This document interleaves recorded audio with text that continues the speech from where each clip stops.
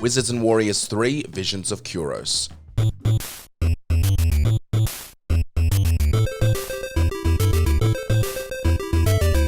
One of the more underappreciated games on our list is the legendary third entry in the Wizards and Warriors series. A Metroidvania type game that draws inspiration from the fantasy genre, players will take on multiple biomes, many types of enemies, and upgrade their character to different classes and types to progress in a game whose difficulty is comparable to a Souls game. Wizards and Warriors 3 introduces game mechanics that define games that are succeeding in 2024. It's also just dope as f***.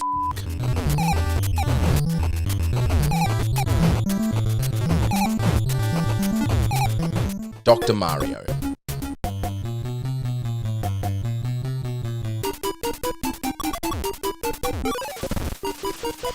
Imagine combining the block puzzle solving mechanics of Tetris with the Mario themed imagery and a medical twist. Well, let me introduce you to Dr. Mario. This game replaces Tetris blocks with viruses and dresses Mario in a lab coat, adding charm to an already wickedly fun gameplay experience. What we learnt in the early days of gaming is that adding Mario to anything is a great way to sell cartridges, and also discs for a little bit, and then cards. Really anything Nintendo puts out.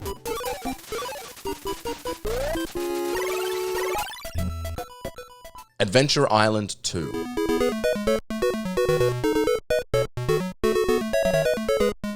Although 3 Adventure Island games were released for the NES, the second installment stands out as one of the most refined and, in my own personal opinion, entertaining. I mean, look at the little dinosaur boy go, look at all those little mounts, look at that map! Ah! So good!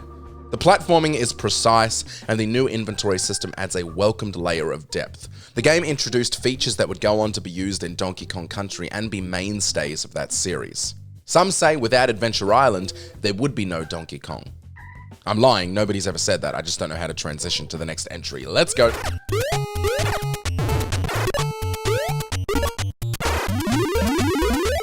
Excitebike.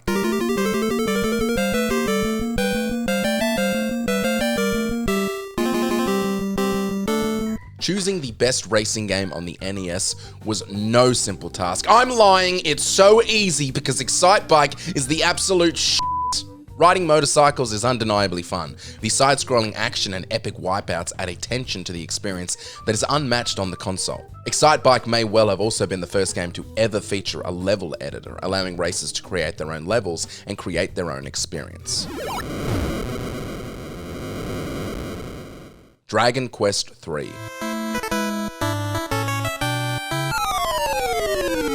With its expansive world and surprisingly deep story, Dragon Quest III holds strong as a fantastic JRPG experience, even by today's standards, and with the 11 main series games, it still stands as one of the best. Beyond its innovations, the game's stunning pixel art and delightful soundtrack perfectly capture the era's charm, even as it pushed beyond contemporary boundaries. Having a game on the NES that could easily pass as a good experience on the SNES shows you just how good this 80s classic is. Ninja Gaiden.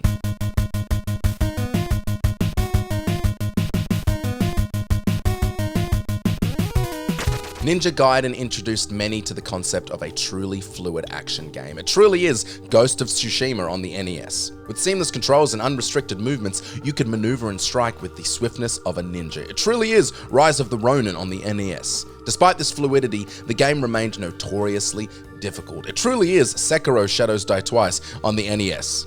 I'm either really lazy or slightly racist. Please tell people I'm lazy.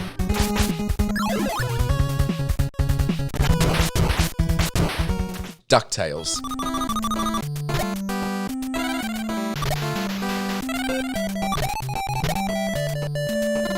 Given that DuckTales wasn't strictly an action show, a game adaptation had many potential directions. Would it take the route of The Mask and draw cartoon violence from the source material, or would it go the way of Home Alone and focus on platforming? Capcom opted for a unique hop and bop approach, combining both elements. As Scrooge McDuck, you use your cane as a pogo stick to defeat enemies. While the platforming was solid, the real joy lay in treasure hunting. It's a blast to play and has a warm place in our hearts. Kirby's Adventure.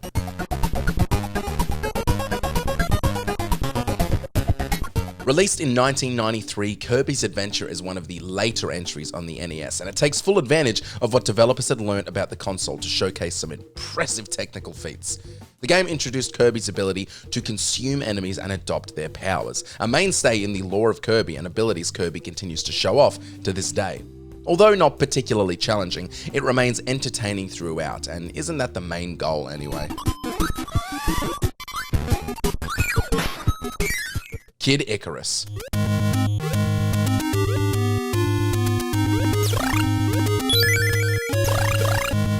Kid Icarus is a beloved character and game, but was never taken full advantage of throughout the middle part of its life. The franchise received an acclaimed Nintendo 3DS follow-up in 2012 with Kid Icarus Uprising. The title expanded on the original's potential and provided a much-needed modern take on the series. The controls in Uprising were notably difficult, which makes sense as the original was a brutal and challenging experience that caused me to bite through an NES controller, well before I even had adult teeth. The game is phenomenal.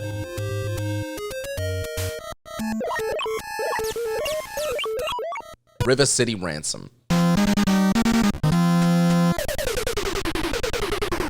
Some might know this game based on its very famous hacked version that circulated illegally, City Pimps. Many who've played this goofy experience don't even realize why its gameplay is so good, and that's because it's just a reskinned version of River City Ransom. In River City Ransom, upgrading your character through food and items is as central to the game as the fighting itself. When the fists start flying, it turns into a wild brawl, making full use of its expressive art style. It's one of the few games where you can even use the second player as a weapon.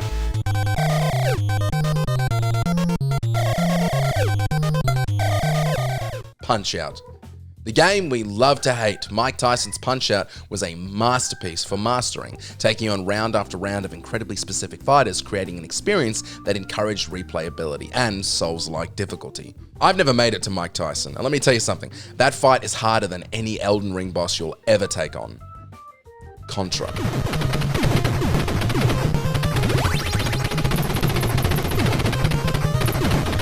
Contra on the NES is the quintessential run-and-gun shooter that established the series. It inspired other games with its smooth gameplay, clear visuals, diverse levels, and polished presentation. It had a level of difficulty that created a standard for the NES, for better or worse, and gave us a turn in mature-themed games. Contra is a very dope game, and its soundtrack is outstanding, which needs to be more well respected. Creating a soundtrack on the NES is a difficult task.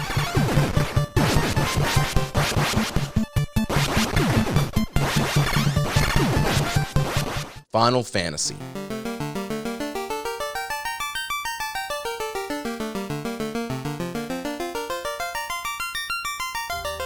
Released the same year as Contra was the JRPG legend that started one of the most successful series of all time, Final Fantasy.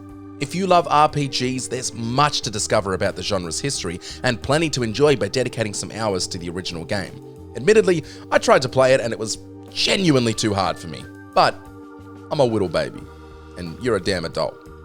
Go for it.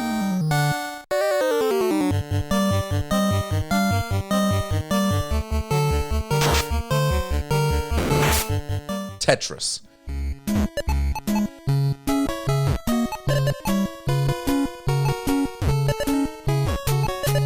When it comes to influential and well-known games, not many can reach the same status as Tetris.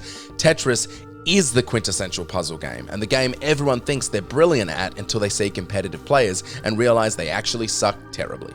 It remains one of the purest and greatest games of all time, achieving legendary status compared to the timeless classics that have endured for centuries. Remade, reworked, and available right now on your phone, this game slaps. Mega Man 2.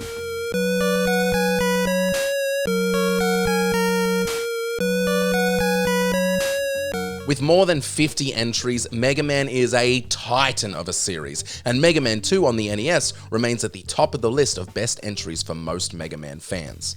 The game's lasting appeal can be attributed to its memorable bosses, incredible music and amazing bosses, and phenomenal music and great bosses and pretty sick music, also tight as hell music. Iconic foes like Flashman, Heatman, and Woodman stand out in the series, while Wily Stage 1 is arguably the best song in the entire series.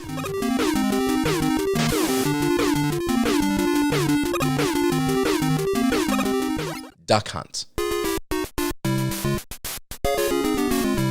It pains me to attach the worst dog in gaming history to this entry of best NES games, but it's undeniable that Duck Hunt from 1984 is not only one of the best NES entries, but one of the most influential testing grounds for Nintendo's future, setting up tech that would be used on the Wii and even the Nintendo Switch. Duck Hunt offers simple, enjoyable gameplay that anyone could pick up and play. I have fond memories of shooting ducks with my grandpa way back in 1997, 13 years after the game's release.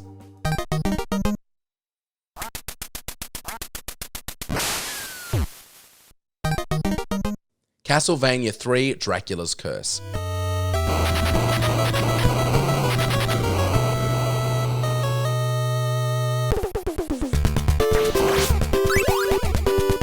Here's one that will split the fans, as many would argue that Castlevania 1 should take this spot, while others would contest that the third entry is the best of these two options. And because I sit in the latter camp and I'm not a professional, we're picking the third game for this spot. Castlevania 3 retains much of the original style and control. It introduces branching routes, multiple characters to recruit and partner with, and a greater variety of obstacles and challenges. Overall, it's a fantastic sequel, and maybe better than the first, depending who you are. And I am me, so shut up.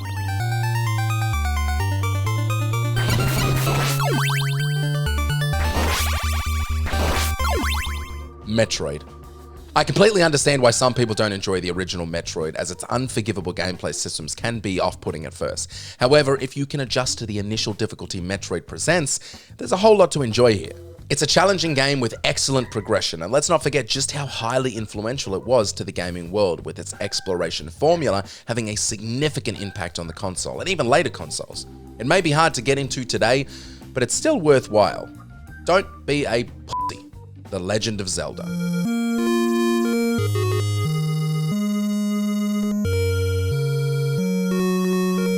The game that launched Nintendo's most critically acclaimed franchise, the game that brought us the Little Green Legend, the game that caused more confusion about the main character's name than any other game ever created. Let's talk about The Legend of Link. It blended action, adventure, and storytelling elements in an early open-world environment that has both unforgiving and thrilling elements. While it hasn't aged as gracefully as some of the other games on our list, and Nintendo has since refined this core concept in later entries, the original still deserves recognition for what it initiated. I'm playing through it literally right now, and it is still very, very fun.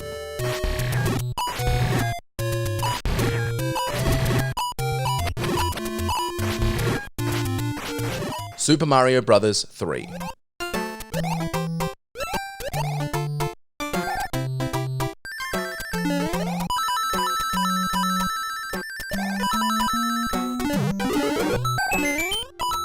Most of the time, I have to separate my own personal opinion when coming to the final entry on any given list. My favourite Final Fantasy game is 6, not 7. My favourite PS2 game is Shadow of the Colossus, not GTA San Andreas. And my favourite NES game is Super Mario Bros. 3. And luckily for me, it seems to be everyone else's as well. So screw separating my own personal opinion. This game is the GOAT. It feels like it belongs to a different console generation, effortlessly featuring 4-way scrolling and fast movement. The level of variety is extraordinary, the level design is practically unmatched, and there are countless extras and secrets to discover. Even to this day, it's arguably one of the best Mario games ever made.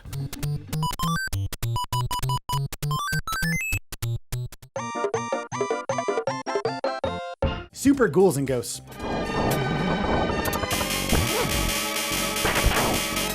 Capcom made things a bit easier when they transitioned Arthur to 16-bit, but that doesn't mean his SNES outing won't still pummel you into the dirt. Once again, the knight is tasked with saving Princess Guinevere from an evil emperor and his hordes of nightmarish creatures. Loads of awesome power-ups like the ground-traveling scythe and upward-firing crossbow are fun tools of death, but you'll have to stay on your toes because the enemies will simply never stop coming. Add on Arthur's 2-hit health bar and exceptionally tough boss fights, and you've got one of the most challenging yet satisfying action platformers of the system. Killer Instinct.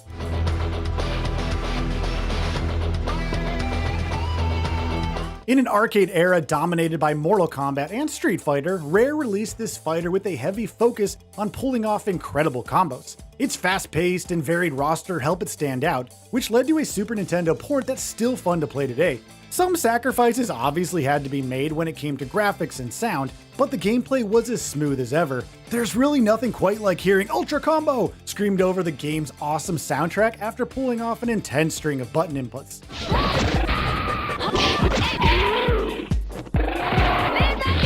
F-Zero.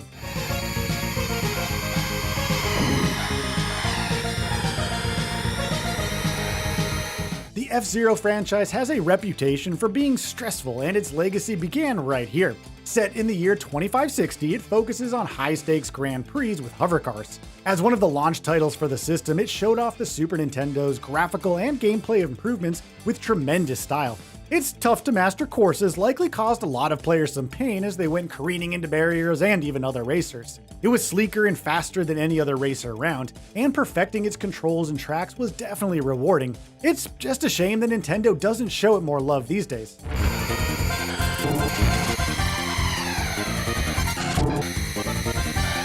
Super Street Fighter II: The New Challengers.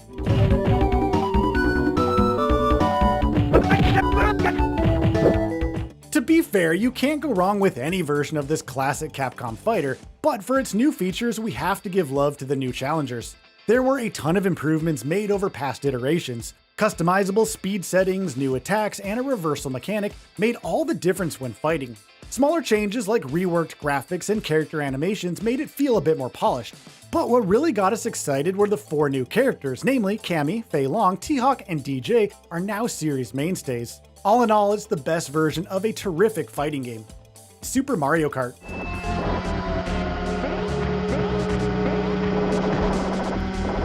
Super Mario Kart is for those who want something more manageable than F-Zero, which, let's be honest, is the vast majority of us. Putting Mario characters in a kart racer was a novel idea at the time that has grown into one of Nintendo's most profitable franchises. While its controls may not have aged as well as other installments, Super Mario Kart still deserves heaps of praise. It was an absolute delight racing beloved characters through the Mushroom Kingdom, intensified by chaotic items to use against your opponents.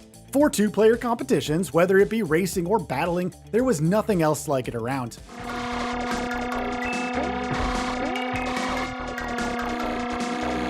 Teenage Mutant Ninja Turtles 4: Turtles in Time.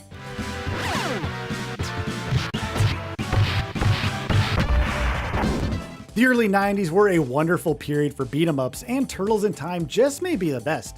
It follows the heroes after Shredder sends them through a time warp. The player then has to fight their way through different eras. The art style lovingly recreates the look of the popular animated series, and each turtle has unique stats that go beyond just using a different weapon. As a port of the arcade game, the SNES version unfortunately couldn't have all 4 turtles being playable at one time, sadly. But other than that, it's a fantastic port that also adds new modes, as well as bosses and enemies. Cowabunga!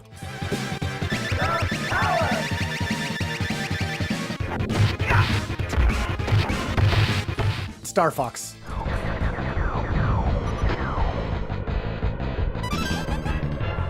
It may not look like much now, but by 1993 standards, Star Fox was simply jaw-dropping. The rail shooter used the Super FX coprocessor and polygonal graphics to simulate 3D before it was an actuality. It was quite literally unlike anything else any other console had seen. Beyond its unique look, the game was just a blast to play. It had us flying through enemy-infested areas and shooting down foes to protect our teammates. Gameplay was simple, but never boring. Interestingly, it also offered 3 paths with different difficulties and levels. This added a replayability factor that was absent in most games of the genre at the time.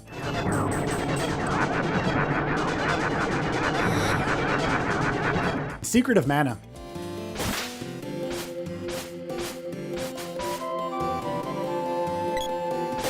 The Super Nintendo was a haven for great RPGs, and Square gave us most of them. Secret of Mana follows a young boy who unknowingly unleashes monsters into the world. He and his allies must venture to 8 temples to power up the Mana Sword and bring peace. While that isn't exactly an original fantasy story, there were plenty of other elements that made Secret of Mana unique. Instead of a single player controlling a party, up to 2 others via the multitap could join for a 3-player adventure. Its fights were also fought in real time rather than in turn-based battles. and each character could change equipment and spells through an innovative ring command menu.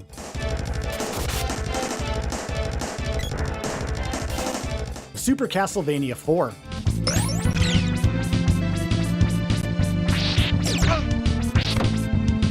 Like Super Ghouls and Ghosts, Super Castlevania 4 features the same simple plot as the game that began the franchise. Namely, Simon Belmont, Vampire Hunter, is taking on Dracula and his minions.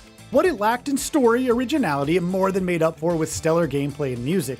Simon's ability to whip his whip in 8 directions made it easier to block projectiles and slay monsters. And there were plenty of other weapons to collect along the way, like firebombs and a cross-like boomerang. It's also got terrifically atmospheric level layouts, bolstered by wonderful enemy and boss designs.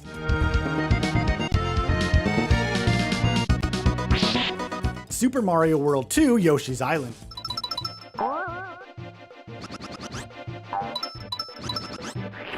Though it's not quite as good as its predecessors, Yoshi's Island is still one of the best platformers on the Super Nintendo. The Dino's unique mechanics like tossing eggs and the hover jump added a new layer to the familiar formula. The hand-drawn art style, which resembled a pop-up book, was undeniably adorable. All of these elements kickstarted Yoshi's career as a bona fide platforming star in his own right. And it may have been placed higher if it wasn't for Baby Mario's alarm-like wailing that happens every single time you get hit. Yeah, I know. Despite featuring one of gaming's most annoying sounds, this spin-off is an absolute delight.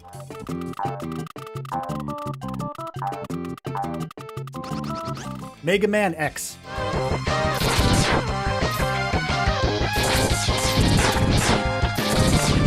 Taking place a century after the NES series, this spin-off brought a ton of new attributes to Capcom's Blue Bomber. Not only did 16-bits offer more intricate levels and character designs, but the story was a bit grander than a mad scientist using robots for evil. The villain this time, Sigma, was a sentient robot who had gone nuts. He and his animal-based robot bosses offered some of the best fights the series has ever seen. Combative gameplay was as great as always, utilizing power-ups from fallen bosses and X's arm cannon. There were also notable improvements to platforming sections, such as the ability to scale walls and dash, that made traversal much more fluid. Super Mario RPG: The Legend of the Seven Stars.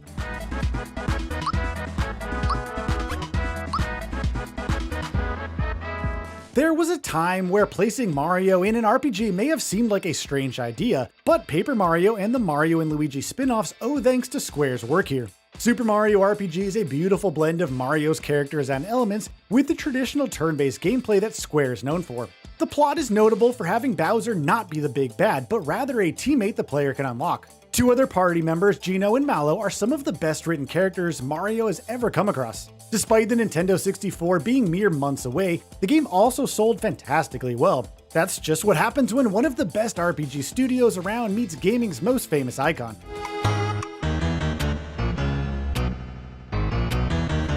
Kirby Superstar.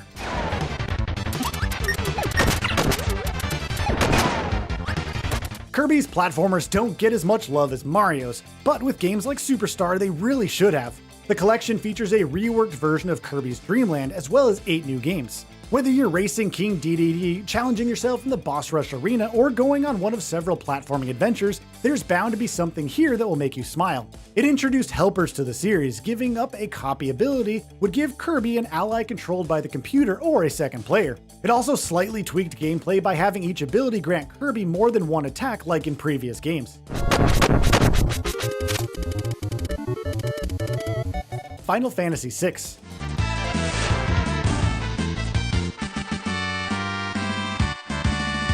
Square's Final Fantasy was already a respected franchise, so the fact that the 6th entry, or 3rd for North Americans, was bigger, better, and bolder than anything that came before is saying quite a lot here. With a heavier focus on technology and warfare, it tackled more serious themes than other installments, and its characters are some of the best throughout the decade-spanning franchise. Kefka, the game's unhinged clown-like antagonist, is still one of the best villains in gaming history, and with a whopping 14 playable heroes, gameplay could be as varied as you want it to be. Donkey Kong Country 2: Diddy's Conquest.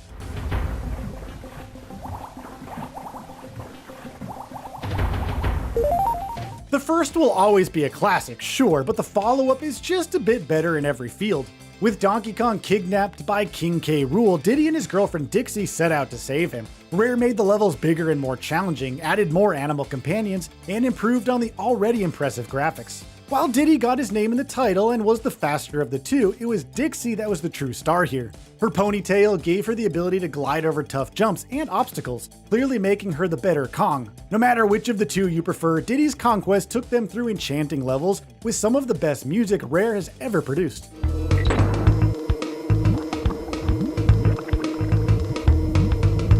Earthbound.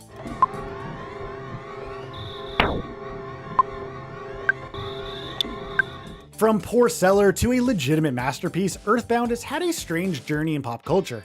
As the only game in the Mother series to release outside of Japan initially, it enthralled those who played it at release. And that legacy has only grown over time. Now it follows the young boy Ness and his new allies as they attempt to stop the evil alien Gygus from taking over the world. The writing is fantastic, with an odd sense of humor that parodies Western culture. Its characters, playable or not, made the world come alive and made us want to explore every nook and cranny. It's an influential RPG that has inspired many others, such as Toby Fox's Undertale. Chrono Trigger.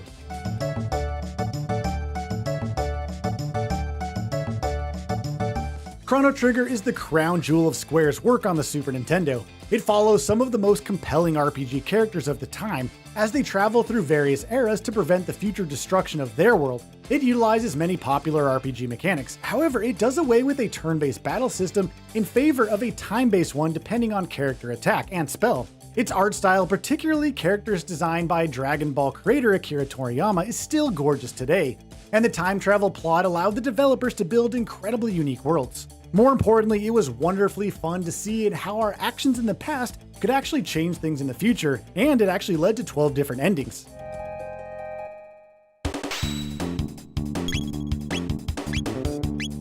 Super Metroid.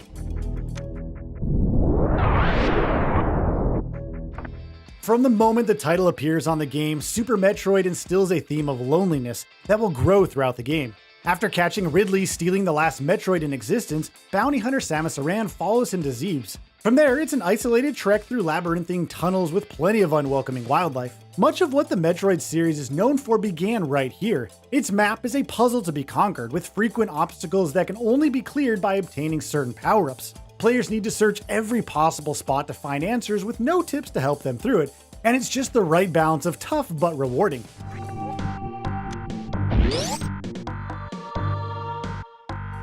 The Legend of Zelda: A Link to the Past.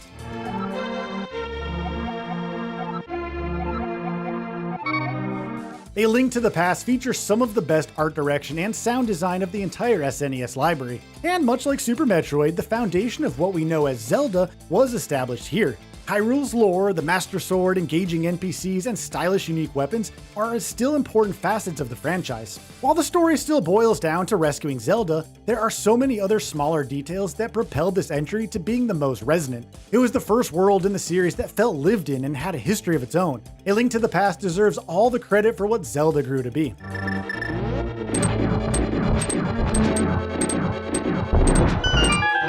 Super Mario World.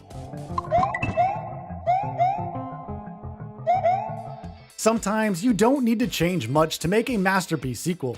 Released alongside the Super Nintendo, Mario's adventure through Dinosaur Land is one of the best platformers ever created. Levels were more varied than they had ever been, yet somehow felt familiar to longtime fans. Its overworld, taking Mario through various islands, had many enticing secret levels just begging to be discovered. That's not to mention the gameplay, perfected with improvements like the spin jump, new power-ups like the cape feather, and gaming's most beloved green sidekick. No offense, Luigi, we still love you. Any player, no matter their skill level, can pick up Super Mario World and be delighted through the end.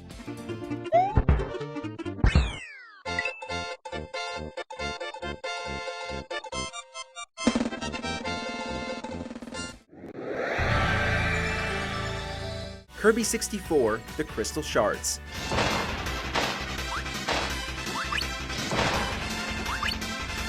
At first glance, Kirby 64 may seem like more of the same, and while it doesn't exactly break new ground, it does a great job at enhancing what came before. The franchise's cutesy, simplistic art style transitioned extremely well into 3D for the first time, and the game offered a new spin on Kirby's copyability by allowing him to mix and match his various power-ups, totaling 28 possible combinations.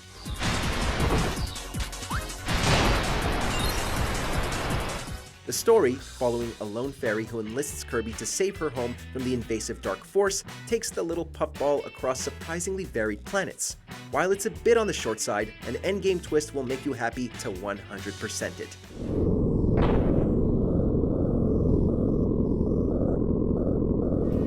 Tony Hawk's Pro Skater 2.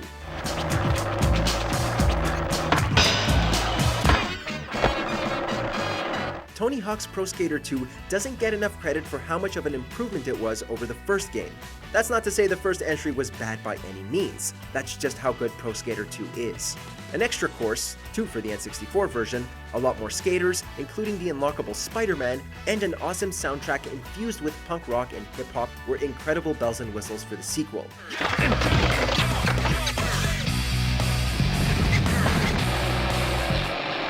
But the addition of a Create a Skater and Create a Park modes, along with the inclusion of trick comboing manuals, made it a lot more fun to play as well.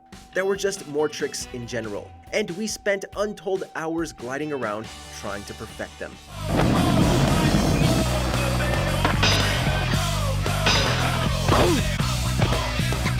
Jet Force Gemini.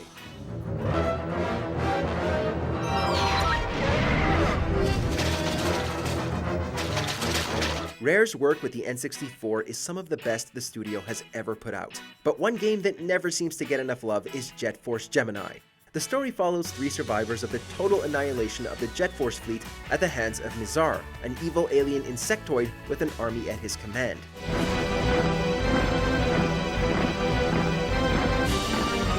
It doesn't get much more classic sci-fi than that. The third-person shooter gameplay is quick and satisfying, and Rare built 15 big, non-linear worlds for players to shoot their way through, an impressive feat for the time.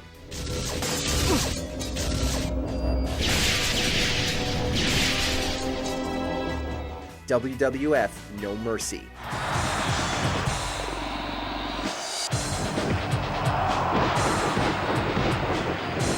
With the state of recent wrestling games, you'd be forgiven for dismissing them as cash grabs. But there was a time when players could look forward to them the same way as more traditional fighters. Despite graphics that weren't even that great at the time, WWF No Mercy is one of the best wrestling games ever. And what it lacked in graphical fidelity, it more than made up for with stellar gameplay perfected over the course of THQ's time with the license.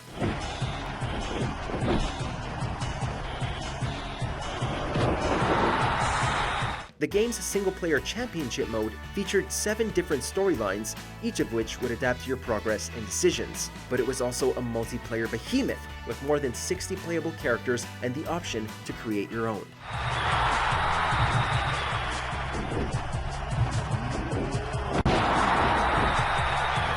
Donkey Kong 64.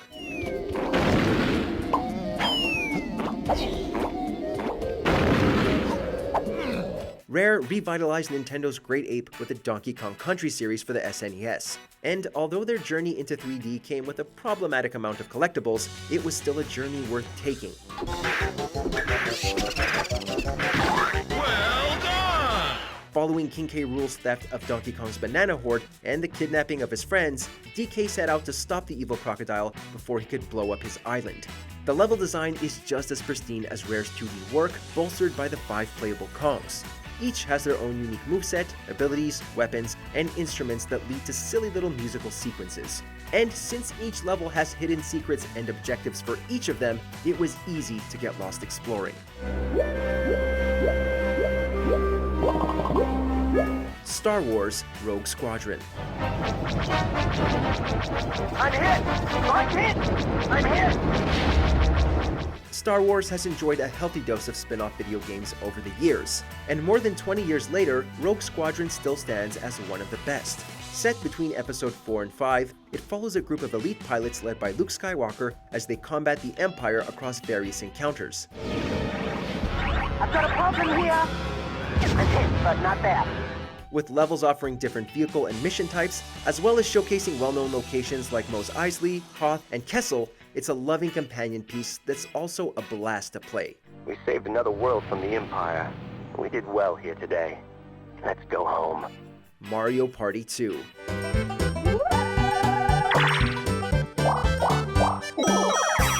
To be fair, most of the games in the series are pretty fun to play, but Mario Party 2 is often credited as the best for the improvements it made on the first and how every sequel followed in its path.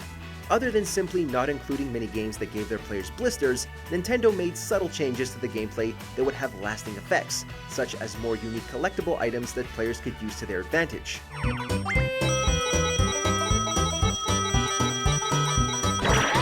And although there were 2 fewer boards, they were all more vibrantly themed, such as Western Land and Horrorland. Additionally, Nintendo offset the smaller board number with 15 more mini-games than the first.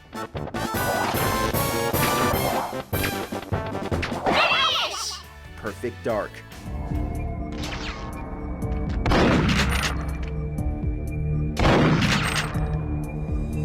It's been heavily overshadowed by the game it's a spiritual successor to, but Rare's Perfect Dark is at the very least the system's second best FPS. Set during an alien war, players control Joanna Dark, agent of the Carrington Institute, as she attempts to stop rival corporation Datadyne from using alien technology to become all-powerful.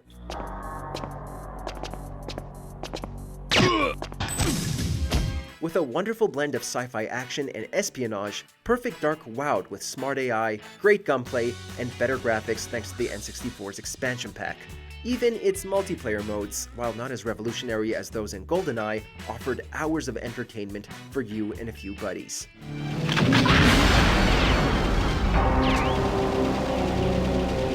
Diddy Kong Racing.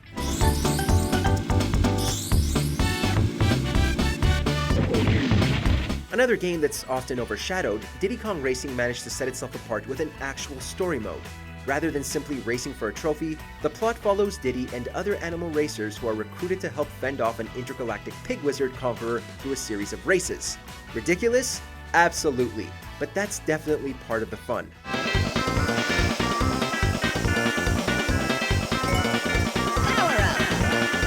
Another part is the gameplay. Items are less random, with different colored balloons giving you specific items that can be upgraded by collecting more balloons. And it added more kart variety long before Mario Kart did. Although its multiplayer and track design isn't quite as good, Diddy Kong Racing is a great kart game, and it's still fun to play today.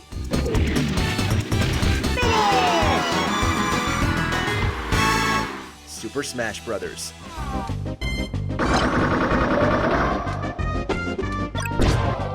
The one that started it all. Smash has grown exponentially from its humble beginnings of only 12 characters and 9 stages. But it's a testament to how good of an idea it was that the series has been able to grow into one of Nintendo's finest. The appeal of pitting Pikachu, Link, Mario, and other Nintendo characters against each other still seems genius today.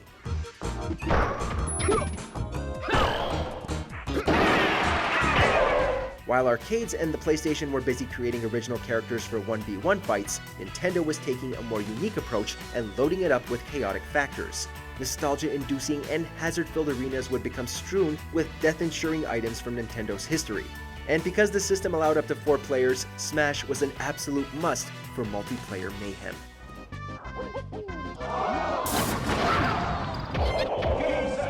Paper Mario.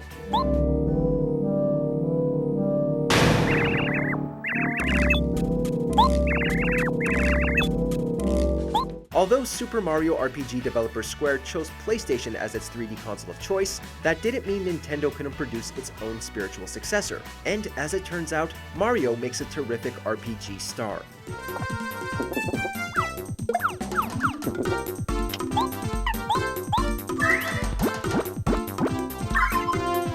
2001's Paper Mario arrived near the end of the console's life cycle, yet was so beloved it spawned a number of sequels. The Mushroom Kingdom was simultaneously a beautiful fit for the game's art style and a great location for an easier RPG experience to those unfamiliar.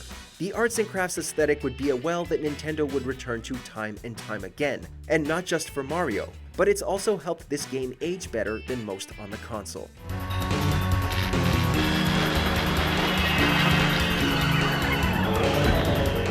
Resident Evil 2.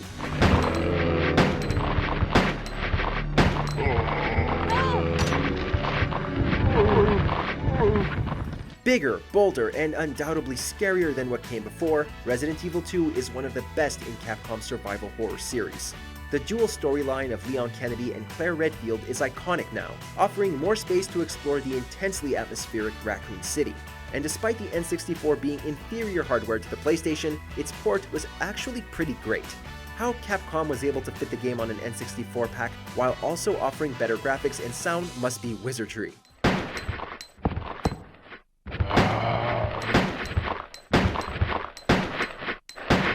That's not to mention its exclusive features like alternate costumes, additional in-game lore, and an item randomizer for additional playthroughs. Ports to Nintendo consoles are often considered the weakest, but with Resident Evil 2, Capcom proved that didn't have to be true.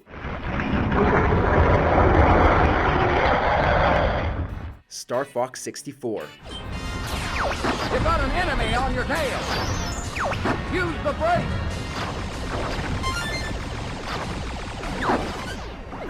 Star Fox 64 is one of the most important Nintendo releases, let alone one of the best N64 games. It has some of the best graphics and sound for the system, featuring entirely voiced lines that would reach iconicism. Although mostly on rails, the aerial combat is supremely satisfying thanks to areas that are littered with enemies and obstacles. Go find your own target, Fox! More important than how fun the game is to play, which is very, is what it brought along with it, the Rumble Pack. Star Fox 64 launched with the peripheral, adding one extra layer of immersion that would lead the way for it becoming a staple in controllers. Add on branching paths and a cast of memorable animal pilots, and Star Fox 64 is a gem.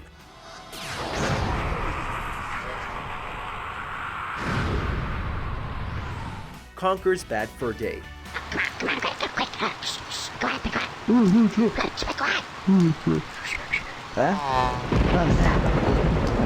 Both Nintendo and PlayStation heavily featured charming animals as heroic protagonists in the late 90s and early 2000s, and Conker's refusal to be what he appeared as was a brilliant course correct on Rare's part. What's the money over here?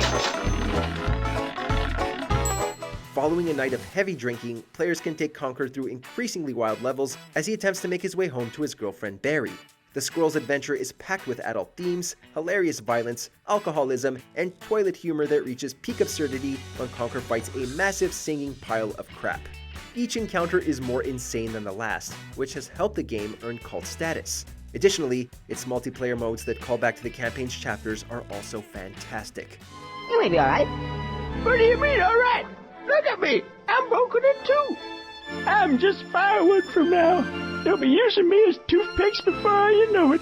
Banjo-Kazooie.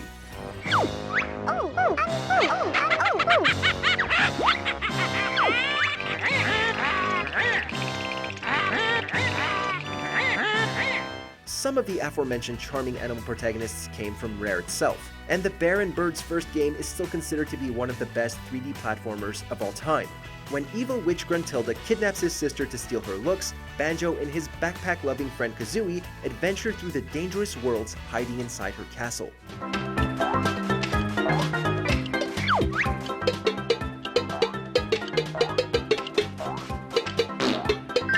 The dual protagonists are great for platforming gameplay, with Kazooie offering a lot more variety than simply jumping, and the game's kooky cast of characters, all of which speak in rhyme, are like something out of a warped cartoon fairy tale. Some may prefer the sequel, with its more varied moveset and bigger worlds, but both are some of the greatest the N64 has to offer.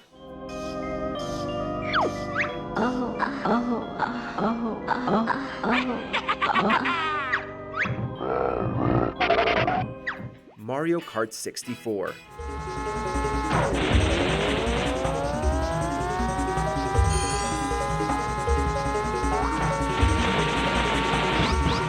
When it comes to multiplayer madness on the N64, it's almost impossible to top Mario Kart 64. A significant step up from the SNES entry, the kart racer became the game to break out at sleepovers and family gatherings alike. Anyone can pick it up and play it thanks to its simple control scheme, though its frantic items and near-perfect track design kept us coming back for more so that we could dominate our friends.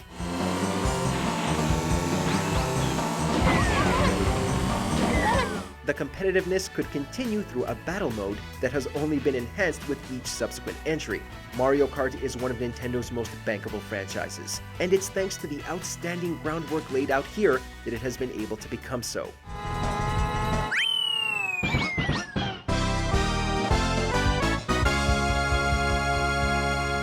GoldenEye 007.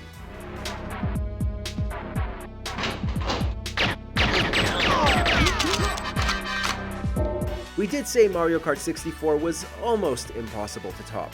When looking back at GoldenEye 007, it's strange to think about how much of a juggernaut it became for the system. Released 2 years after the movie it was based on, the FPS's famous multiplayer was added last minute without the higher-ups at Nintendo and Rare being aware of it.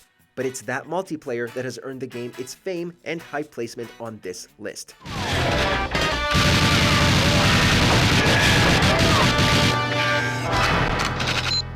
It was entirely groundbreaking at the time when the genre was mostly seen on PC. The single-player campaign was still fun, but we lost countless hours spraying bullets at our friends in the game's now celebrated maps.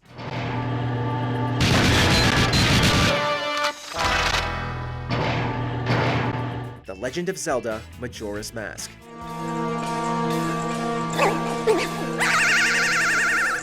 While it wouldn't reach the financial or critical highs of its predecessor, Majora's Mask is still one of Nintendo's most unique releases. Set in the twisted land of Termina, Link was tasked with stopping the Masked Skull Kid from crashing a terrifying moon into the land below. Repeating the same 3 days may have turned some players away, but with different events happening on different days and times, it actually taught you how to spend your time wisely.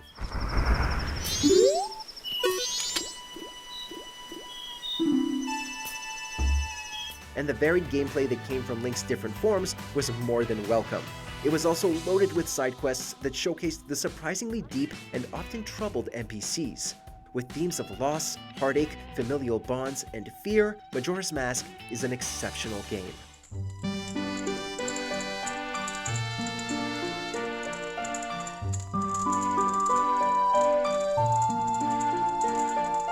Super Mario 64.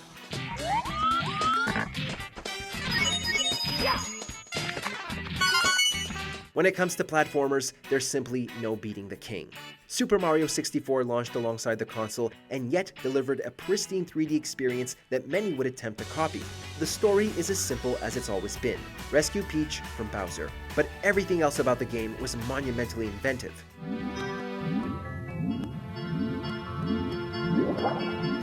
The way Mario controlled, the way players could manipulate the camera angles, the level design that made us want to stay in its worlds forever. No longer were we tasked with reaching the end of a screen. Challenging objectives in sandbox worlds, each of which begged to be mastered, has led to a speedrunning community unparalleled. And there's only one game that could top it. Here we go!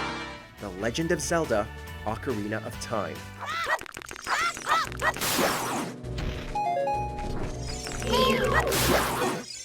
In the end, how could it be anything else? The release of Ocarina of Time is still one of the biggest moments in video game history.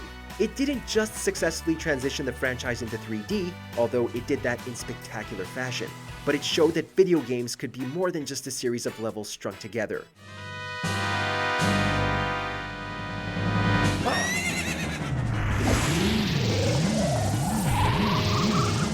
This was a world that felt lived in, a story that needed to be told, and it's an experience that any player can cherish. Its dungeons are also incredibly engaging, its locations now historic, and its innovative targeting system has forever changed the way we interact with video game environments. Ocarina is one of Nintendo's crown jewels on the N64 or any other system.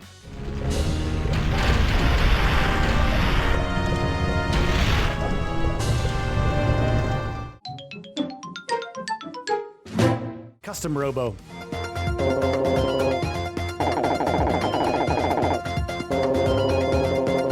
While not the first entry in the Custom Robo series, this title is the first to be released outside of Japan. And it's a shame because this is an often overlooked gem. An action RPG, Custom Robo lives up to its title and allows players to customize various robos to duke it out in holographic matches. The combat is deceptively simple and extremely fun, whether you're going through the story mode or battling against friends. The sheer variety and individualization involved help make Custom Robo a game that will never get old. Metal Gear Solid: The Twin Snakes.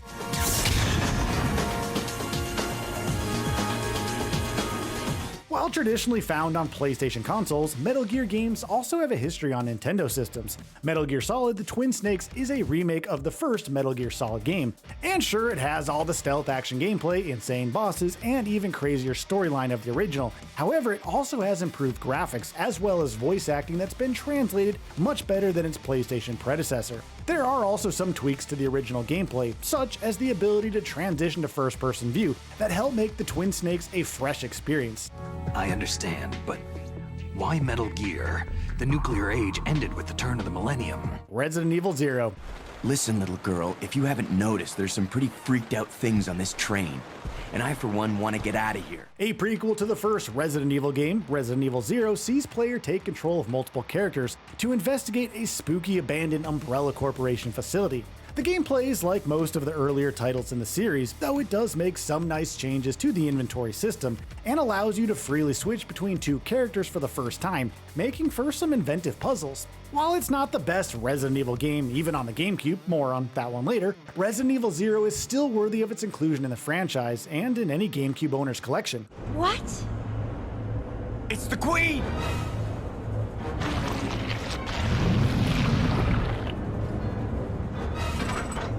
The self-destruct system has been activated. Chibi Robo Plug into Adventure.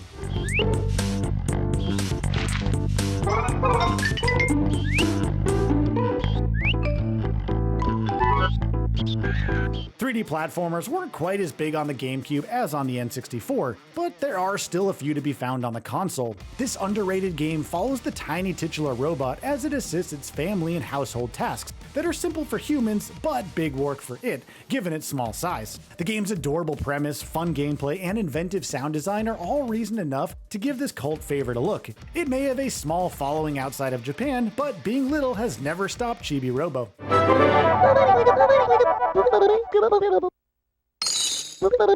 Skies of Arcadia Legends.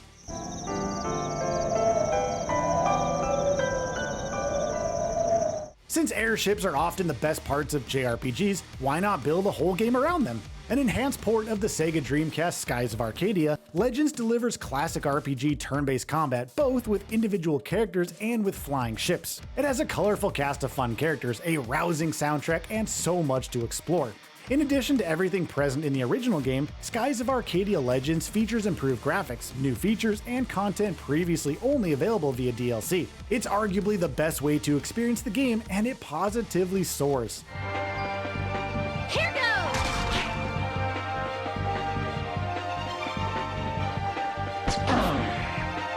Kaido's Eternal Wings and the Lost Ocean. Before Monolith Soft made Xenoblade Chronicles, the developer also released this underrated RPG for the GameCube. It's a sprawling traditional RPG, albeit with combat that feels positively modern, given the recent rise of card battlers, and its emphasis on magical cards. While it wasn't a major success at the time, it did get a prequel, Kaido's Origins, which is also quite good. It may have languished in obscurity on the GameCube, but there's remasters of both games available on Nintendo Switch and Steam, so there's really no excuse not to check them out these days. There!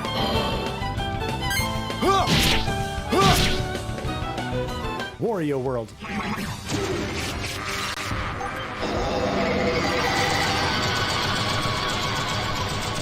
Before Wario became Nintendo's poster boy for party games, Mario's greedy counterpart had a ton of platformers. His first, and so far only 3D game, is Wario World. To reclaim his lost treasure, Wario sets out to beat up everyone who stands between him and his goal, mostly some derpy dinosaurs. It's great. Short but sweet, this game has some fun combat that sees Wario toss, punch, or spin enemies around, making it reminiscent of a 3D beat-em-up, but with platforming and puzzles. It's a relatively small world, but Wario World is rich in more than just gold.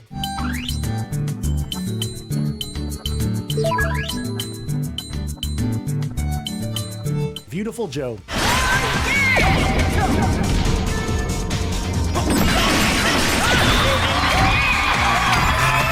While not a GameCube exclusive, Beautiful Joe feels right at home on the Nintendo console. There are plenty of side-scrolling beat-em-ups out there, but Beautiful Joe has a truly unique take on the genre. The game sees the titular character brought into the world of a film to become a superhero and rescue his girlfriend. In addition to its wacky premise and incredible art style, Beautiful Joe also has some amazingly creative gameplay mechanics. Each of Joe's VFX powers imitate movie conventions like slow-mo and zoom-ins. Bottom line, you should henshin a go-go, play this game as soon as you can, baby. Tales of Symphonia. Demon Fang! Demon Fang! Don't even try it! The Tales games aren't quite household names, but they've got a dedicated following for good reason. Although the actual tale being told in Tales of Symphonia isn't the most original in an RPG, it more than makes up for any lack of novelty there in other areas. Is that an X-Sphere? The characters are fantastic, wonderfully developed, and they have excellent dialogue. The battle system also offers a surprising amount of depth, being both fast-paced and customizable. If you haven't given the Tales series a look, Symphonia isn't a bad place to start.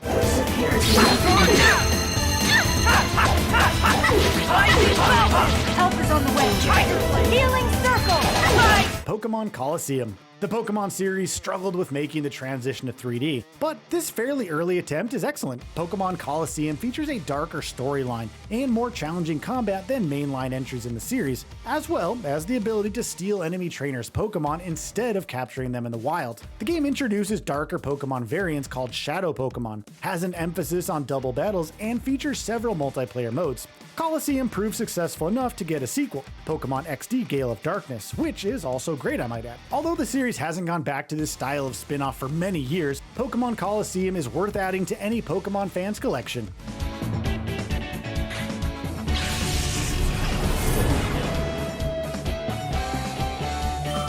Star Fox Assault. The Cornerian fleet is broken through our front lines. They're everywhere. Think you're tough, eh? In that case, it's secret weapon time! One problem with Star Fox Adventures was that it behaved more like a Zelda game than a real Star Fox game. Luckily, we got to see a new form of the Star Fox team, one that put the crew in a more action-packed setting. Veterans appreciated the return to dogfights, but what really showed the franchise's potential was how you could go from aerial combat to on-foot third-person shooting in ships and bases. And it was all presented in excellent visuals that still hold up to this very day. Why Nintendo did not continue taking Star Fox in this direction, we'll never know. And we wait for the day Corneria needs Fox once again. Whoa, we got company. Fox, grab that thing and get out of there. Donkey Kong Jungle Beat.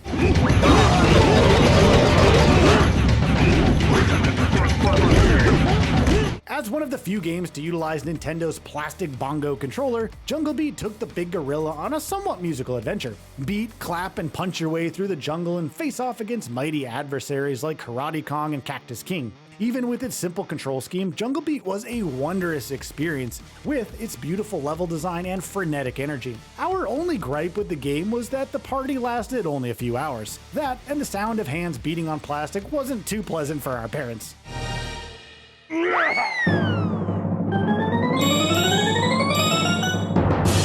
Star Wars Rogue Squadron 2 Rogue Leader. Take evasive action. Green Group, stick close to holding sector MB7. Admiral, we have enemy ships in Sector 27! Honestly, it's somewhat befuddling that Rogue Squadron 2 never made its way to other platforms, and yet it really shows how many exceptional games premiered on the GameCube. Rogue Squadron 2 Rogue Leader was more of the same we had experienced from its predecessor on PC and N64. Now, that isn't necessarily a bad thing though. Not only did Rogue Squadron 2 boast far more exceptional visuals than the first game, it also featured fantastic sound design, creating one of the most immersive Star Wars games at the time. It's only a shame that the third Rogue Squadron game, Rebel Strike, could not live up to the expectations set here. Still, we'd love to get all three games make their way to modern platforms. And Sonic Adventure 2 Battle. But how did he manage to harness all that energy? It's got to be the Chaos Emeralds. Even though Sonic Adventure 2 originally debuted on the ill-fated Sega Dreamcast, the GameCube version was the best version to play, and for good reason. In addition to improved textures and character models, players were also given more options for multiplayer. Of course, the real star of this version was the expanded Chow Garden, which incorporated the ability to transfer chows between Adventure 2 Battle and the Sonic Advance GBA games. Plus, who could forget Chow Karate? Even with its secretly sadistic concept, that mode was downright dope. And we got to enjoy all of this with no sign of Big the Cat. You little thieves! Did you really think out here alive? Come and get some, Eggman! Sonic! I'm plotting my scheme. Just leave it to me! Super Monkey Ball. Ready?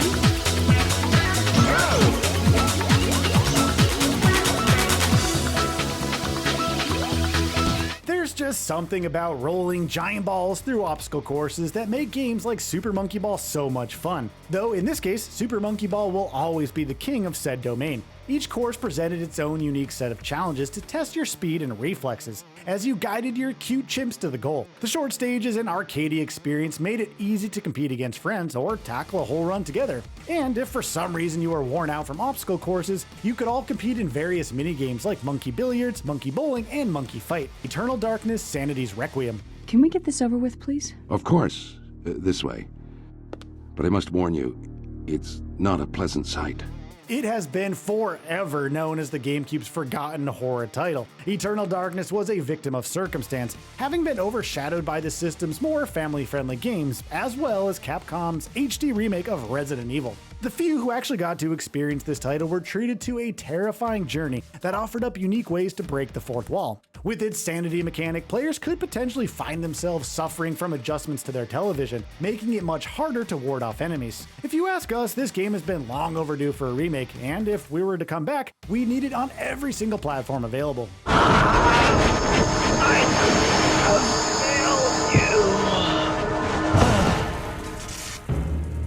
You are a fool for trying to save him, Anthony. Fire Emblem Path of Radiance. Well, Ike, you had enough?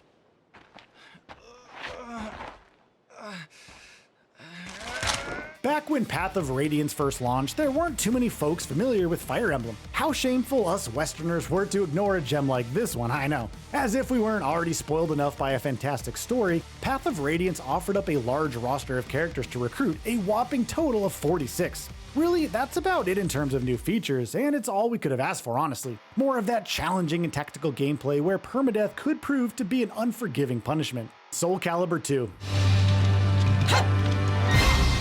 I'm through with words. Battle 1.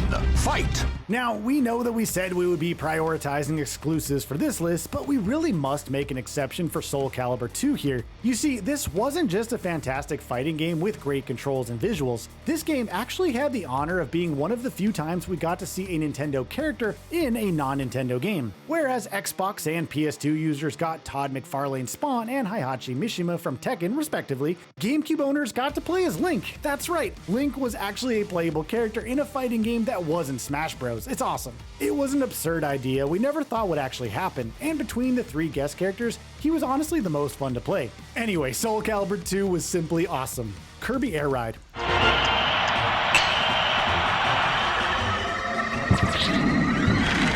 While it certainly had its fair share of problems in terms of controls and content, Kirby Air Ride excelled in its own unique way. This wasn't just Kirby's version of another Nintendo racing franchise. It was a racing game with Kirby's simplified control philosophy mixed with the action of the other racing series. All you have to worry about are steering, pressing the A button at opportune times, and just owning the race. It's enough to warrant a challenge, but not enough to deter new players. Though as fun as its core gameplay was, we have to be honest, we lost countless hours to the insanely fun city trial mode. Yeah, the critics certainly underplayed how much fun this game really was. Pikmin 2. Even though the first game will always hold a special place in our hearts, Pikmin 2 is without a doubt the best in the franchise. Having discovered that random pieces of junk are actually worth money, Olimar is sent back to the distant planet alongside Louie to recover more foreign objects and help their boss climb out of debt. Yes, you are back where you were in the first game, squatting up with legions of Pikmin and trying to recover treasures. Only, there's a new wrench thrown in your journey, Louie. Pikmin 2 bumps up the difficulty by giving you 2 teams of Pikmin to manage. Yeah, it's a lot harder than it sounds, and the co-op mode is just as fun to play.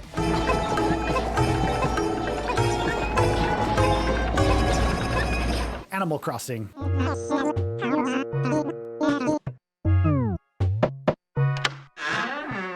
We never anticipated a game so cute and charming to evolve into one of Nintendo's most influential and innovative franchises in the last couple of decades. Animal Crossing threw players into a new village inhabited by adorable animals and a greedy as heck Tanuki. From there, we lived a second life, where all that mattered was digging up fossils, gathering fruit, fishing, and decorating our awesome island homes. The way it integrated the GameCube's internal clock into in-game events made for a package with a seemingly endless supply of secrets. So when someone asks why folks are obsessed with Animal Crossing, just point them to this game. A few hours will suck them right in.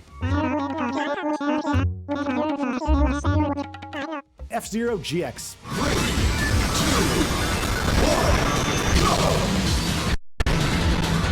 It seems that no matter how much his time has passed, F-Zero GX refuses to show a wrinkle, and it's splendid to revisit all these many years later. This was F-Zero at its finest, anti-gravity racing with vehicles blasting beyond the sound barrier as Nintendo's most rocking soundtrack blares in our ears. This was hardcore racing with mind-bending tracks and a touch of vehicular mayhem, and it's the reason why so many folks have been begging and begging Nintendo for a new entry decades later. Come on guys, at least do a port of this one, we'd love to see it.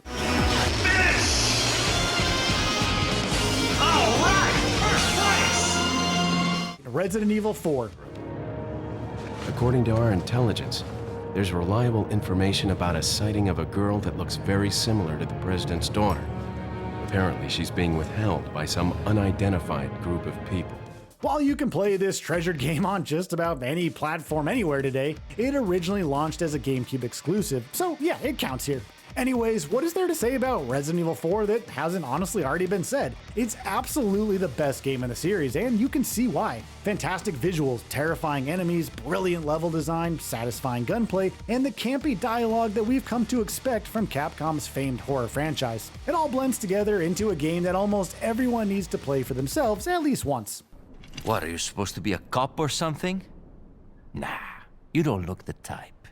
Maybe. Super Mario Sunshine. Now, we'll be the first to admit that Sunshine has its own problems to be sure, particularly in the finicky controls. However, it excels in so many other great ways. First off, the flood mechanic grants a new way to combat enemies and traverse areas. As for the areas themselves, each one is crafted in unique ways while still fitting the game's theme of tropical island resort. From Bianco Hills to Rico Harbor, it's almost impossible to forget about any location. Couple this with the spectacular music, and you have yet another 3D Mario game worthy of being called one of the greats.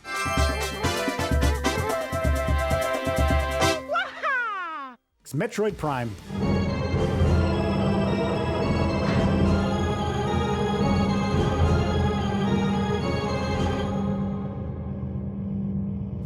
It's rare to see a franchise manage to reinvent itself the same way Metroid did back in 2002. Before then, we had only seen Samus and her foes on a two-dimensional plane. Prime not only brought the franchise into the 3D landscape, it did so with flying colors. It was the same core experience of exploring areas for secrets, yet it felt like an entirely new game with its breathtakingly morbid environments and frenetic combat. This was Metroid fully realized for a new generation that would carry on into the Wii era, and it's been away for far too long. Please, Prime 4, please hurry, we want to play so bad. Paper Mario: The Thousand-Year Door.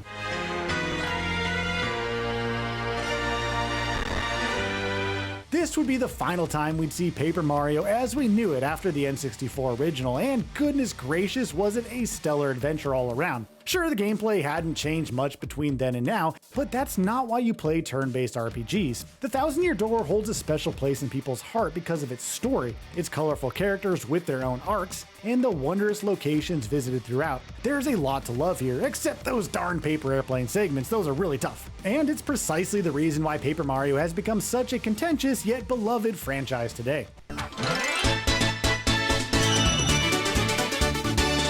Luigi's Mansion. Oh yeah.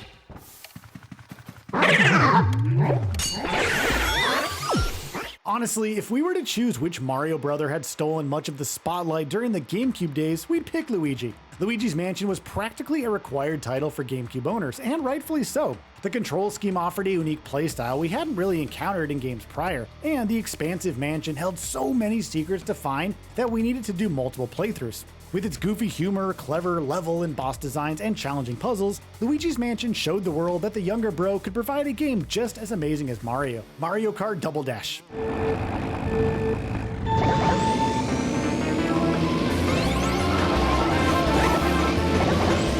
After the exceptional display put on by Mario Kart 64, we weren't expecting to see our beloved kart racing series take such a drastic turn in gameplay. Double Dash was the chaotic energy of its predecessors cranked up to 11, and it worked out extremely well. Veterans practically had to relearn Mario Kart with the new addition of interchangeable karts, special items, and character switching. It wasn't enough to know which corners to drift around, now you needed to know which characters were right for the job. It's this level of depth that has caused so many players to scream for a sequel to this game.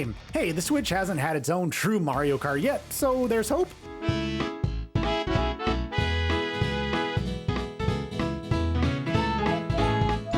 The Legend of Zelda: The Wind Waker.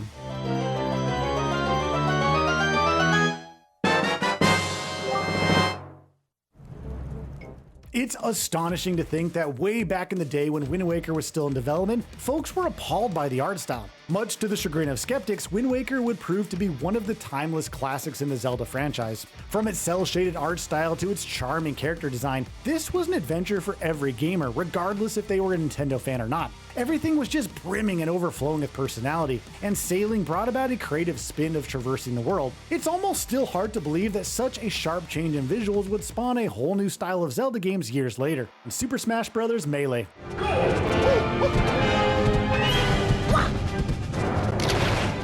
26 playable fighters, 300 trophies to collect, 51 challenges to conquer, an expansive and epic adventure mode, the introduction of special rules, home run contests. These were all great factors in what allowed Melee to define the GameCube era. Smash Bros. Had upped its game by gearing up the speed, throwing in new techniques, and serving up a plethora of modes, making Melee insanely replayable. One simply cannot ignore the influence on indie fighters and the hype this game has brought, and it's for all these reasons why we crown Super Smash Bros. Melee as the greatest GameCube game of all time.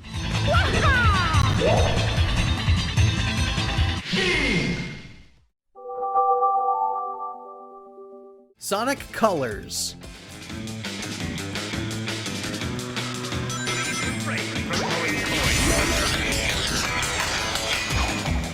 Normally, 3D Sonic games have been a total bust, whether it was due to awful optimization, boring gameplay, or, you know, just being bad in general.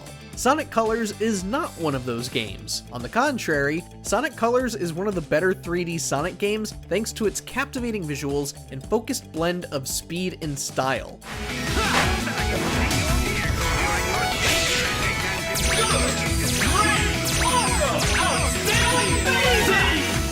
As for the Wisps, they offered up new ways to interact with environments, leading to some of the most creative and exhilarating level design the Blue Blur had seen in years. And if you want to try this Wii gem for yourself, they did put out a remaster on modern hardware. Yeah, that's pretty much how we spend our time. Zack and Wiki, Quest for Barbarossa's Treasure.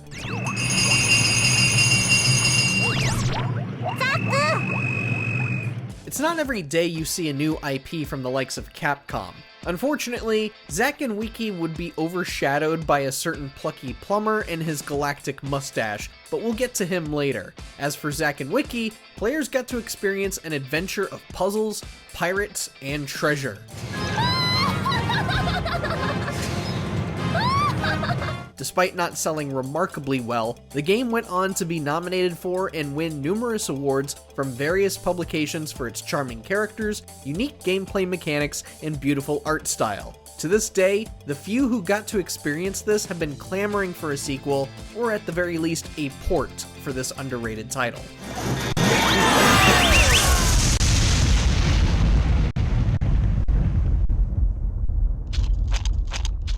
Muramasa, the Demon Blade.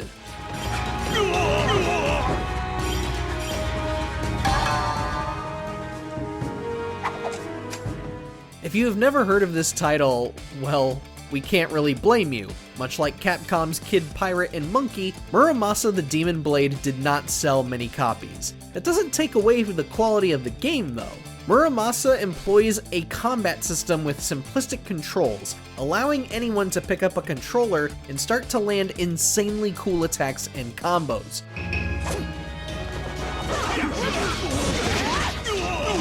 Couple that with a breathtaking art direction and narrative, and Muramasa is a fantastic action RPG that absolutely needs to come back. Or, you could always just try to port it for modern consoles, Just saying, Vanillaware. ここは何というところやら。あの世ならせめて迷わぬように誰ぞに問いたいものじゃな。 Wario Land, shake it. Our garlic-munching gremlin of a man had quite the presence on the Wii, and one of his best outings was Wario Land Shake It. Before Shake It, we had only seen Wario Land on handhelds, so we weren't sure how well the series formula would hold up on a home console.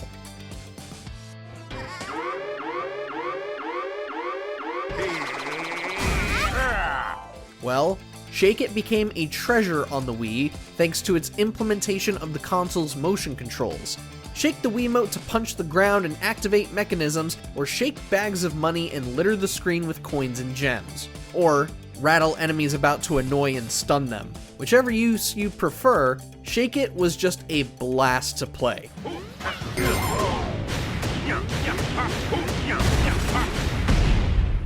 Red Steel 2. Another Kusagari! Get it! The first Red Steel may have been rough on the eyes, but we're willing to forgive and forget since the Wii and motion control gaming were still brand new at the time of its launch. Its sequel, on the other hand, achieved what its predecessor tried in making you feel like a badass. About time you boys showed up. I'm down to 3 bullets. The action was more energetic here as you clashed swords with enemies and deflected bullets like they were nothing.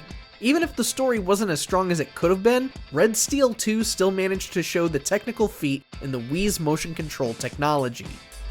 Thanks. Thanks a lot. Where have you guys been? Kirby's Epic Yarn.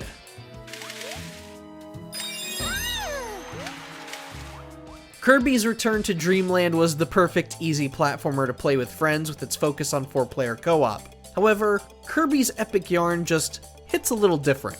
Was it the unique visuals and art style that mimicked the flair of an arts and crafts table? Was it the various forms of yarn that Kirby and Prince Fluff could take form of? The focus on 2-player co-op? The drive to collect all furniture and patches? Or was it simply because this game was just too gosh darn cute?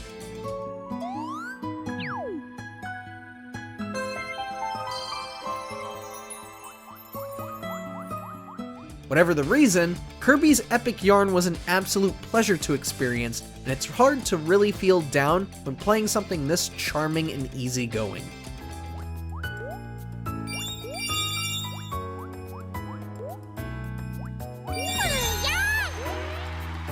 Mad World.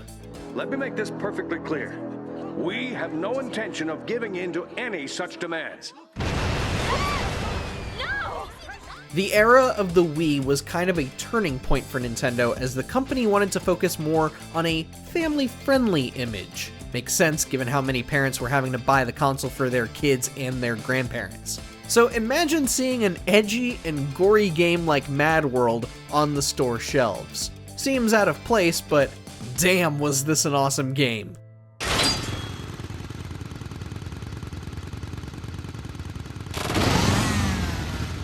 As Jack Kamen, players could rip apart enemies with their chainsaw arm and off them with gruesome environmental hazards. It had a comedic grit that no other Wii game was attempting to replicate at the time. It was visceral, it was over the top, and we loved every second of this bloodthirsty game. I'll murderize you!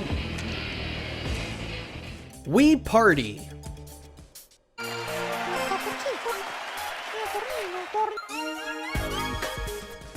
While Mario Party was normally the go-to for party games, the Wii didn't exactly have a home to offer the franchise, with Mario Party 8 and 9 being widely disliked by fans. So Wii Party had to be the alternative, but it was a really good alternative.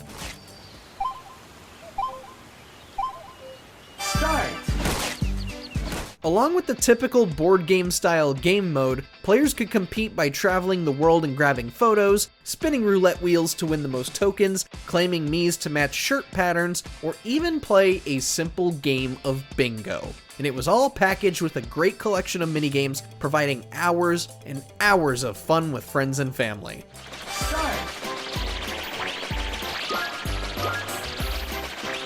WarioWare, Smooth Moves.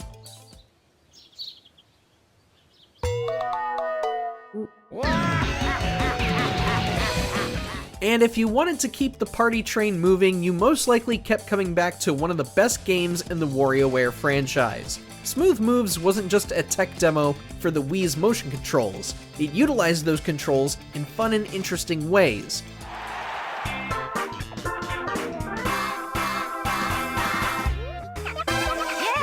It was more of the weirdness from the GBA and DS installments, but with a spin on tilting, spinning, shaking, and gesturing, sometimes with the nunchuck attachment included. Additionally, it came with some incredibly fun modes to break up the microgame mayhem, like Pyoro S and Bungee Buddies.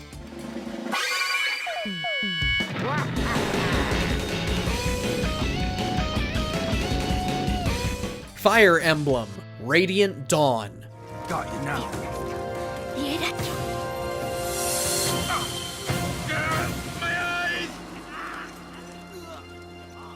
Good job, Micaiah. Let's go. Of course we had to put a Fire Emblem game on here. Have you played these games? The tactical RPG franchise has long been known for its challenging permadeath mechanic and exceptional level design.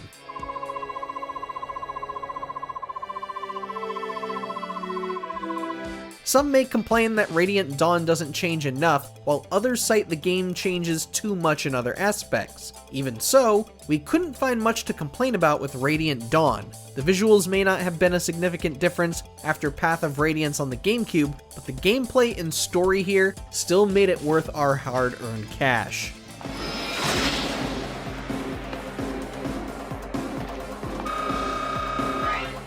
Metroid Prime 3: Corruption.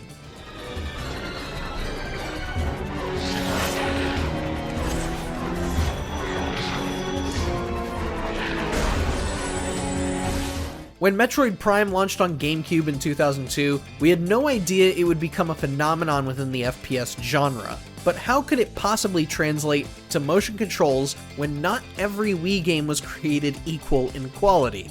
We aren't quite sure ourselves, yet Corruption managed to conjure an FPS experience on Wii that retained the formula of its predecessors.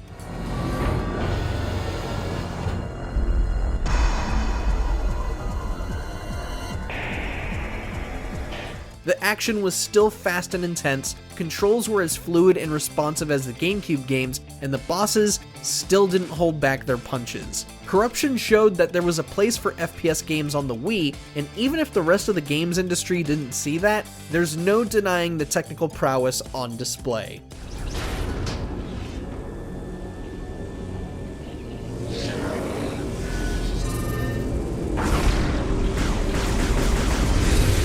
Punch-Out!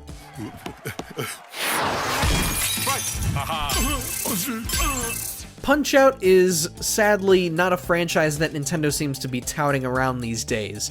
The last time we saw Little Mac and Doc Lewis was in this 2009 reboot of our favorite NES boxing game. Once again, it was time to put up your dukes and go toe-to-toe with a colorful cast of contenders and champions.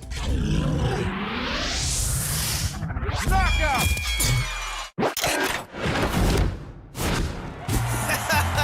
What made this reboot so unique, however, was how it utilized modern technology and animation to make a fully realized Punch-Out. Characters were much more expressive than they ever have been before, with every movement showing their personality. It was also less punishing than previous iterations, so you didn't have to worry about regression anymore. Perhaps we'll get to see Lil Mac and company again on, I don't know, Switch 2, maybe?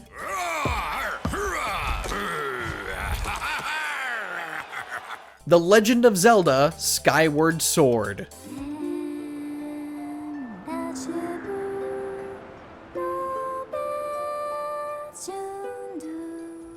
It may not be the most popular of the Legend of Zelda games, but Skyward Sword is still worth mentioning as one of the best games the Wii had to offer. From the cloudy world of Skyloft to the ability to fly around on loft wings, Skyward Sword featured a new buffet of locations that were just as unique and intriguing as those that came before it.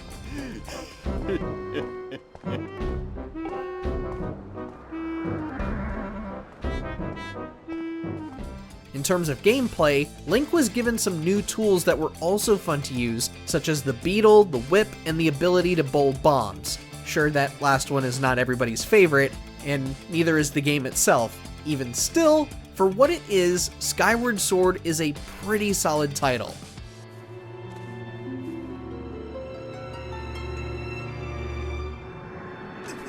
Super Paper Mario.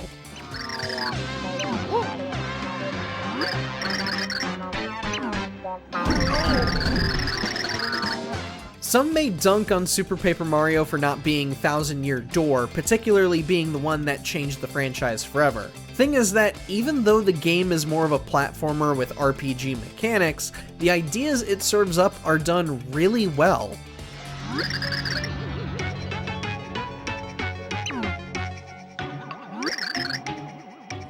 Along with challenging puzzles and robust mechanics with pixel abilities and changing dimensions, Super Paper Mario featured a story and cast that was just as good as its predecessors. On top of that, you had not only Mario to play as, but Peach, Bowser, and Luigi as playable characters, giving you new ways to explore levels and find hidden secrets. One could see the amount of love put into this. Super Smash Bros. Brawl. Look, we know Brawl isn't everybody's favorite. It's the slowest of the Smash games, it's not the prettiest, and it has frickin' tripping. Alright, we've heard the same 3 complaints all the time.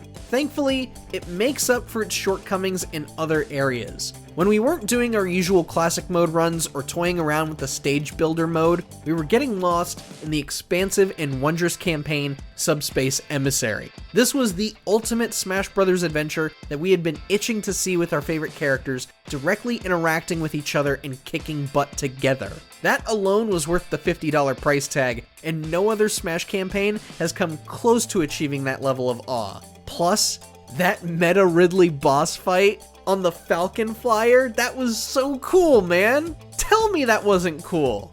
Mario Kart Wii.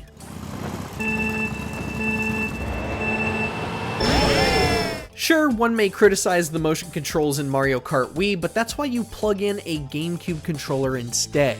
Control preferences aside, Mario Kart Wii brought a lot of new and fun ideas to the table. Bikes added a new way to play with different drifting mechanics and allowed players to get a small speed boost by popping wheelies.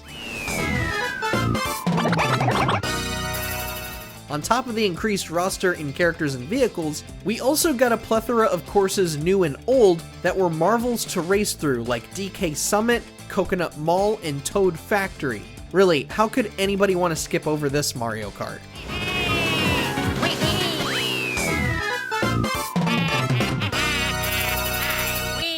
New Super Mario Bros. Wii.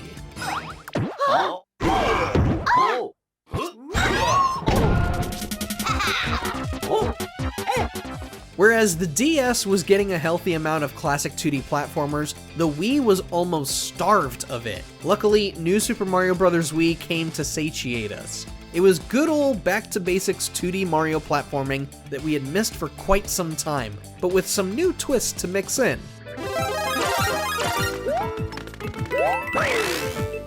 New power-ups like the propeller and penguin suits gave us new abilities to jump and toy with, and the inclusion of co-op multiplayer brought a charming bit of mayhem. Come on, if you haven't chucked a friend into an enemy or pit, you're not playing this game right. Needless to say, every Mario fan should play this classic Wii title. Oh yeah! Oh yeah! Donkey Kong Country returns.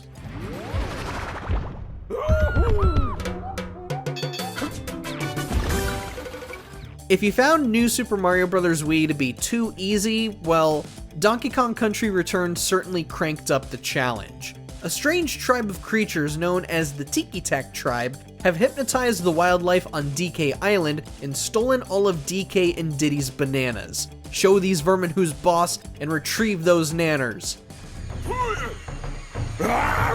Developer Retro Studios really shined here by retaining the difficulty of the original Donkey Kong Country games through diverse level design and tricky placement of collectibles. Completionists may get a little bit of a migraine, but even with frustration, it's hard not to fawn over this one.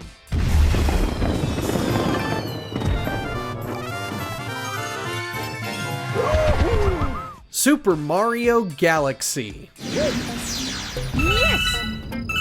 It was really hard choosing between this and our #1 entry. Make no mistake, Super Mario Galaxy is a splendid masterpiece of a game. The first Galaxy simply had so many concepts that few games had dared to try, and the way Galaxy executed them was so well done.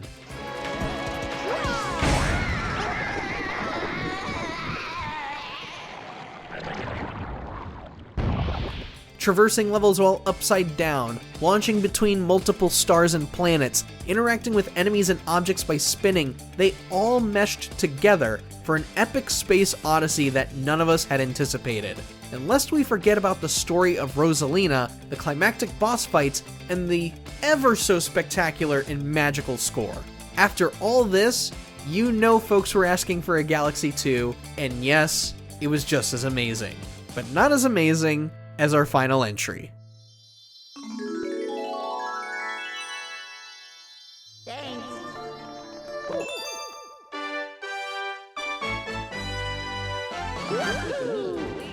Wii Sports. Love 15. To some, this may seem like a confusing top pick. We're not recognizing Wii Sports for the number of copies it sold, but rather its innovation. Wii Sports was the premier game that showed the technical prowess of the Wii and how video games were about to change entirely. Well, at the time.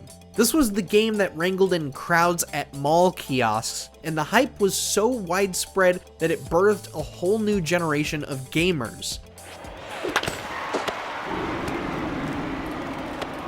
Single.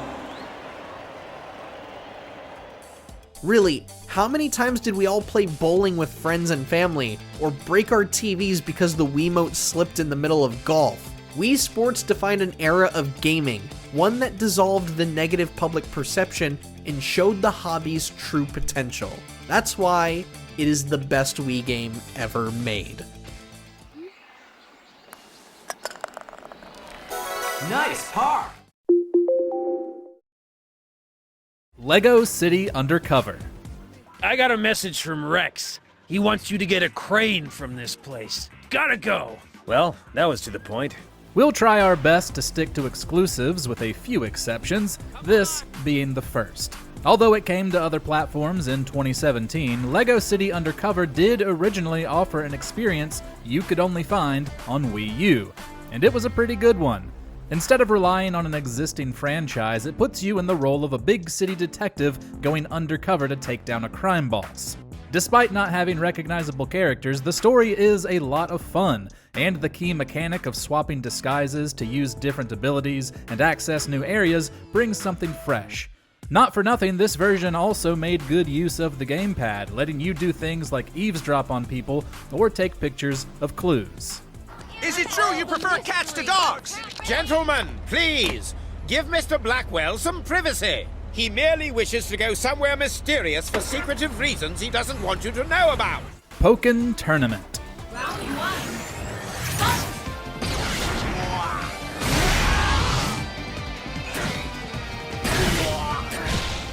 Pokemon spin-offs are usually a bit of a gamble in terms of quality, but clearly Pokken Tournament is one of the better ones. The premise is admittedly odd, blending the world of Pokemon with the mechanics of Tekken, yet Bandai Namco made sure it worked quite well. Though the roster is obviously smaller than the main series, it gave players the technical freedom to go all out with the Pokemon's offensive abilities. And still, it lets you play out some wild matchups, with characters like Lucario, Chandelure, Suicune, Gengar, and of course, Pikachu. The Switch version is arguably better with extra characters and modes, but like several other games on the list that would eventually make that jump, the original incarnation deserves respect.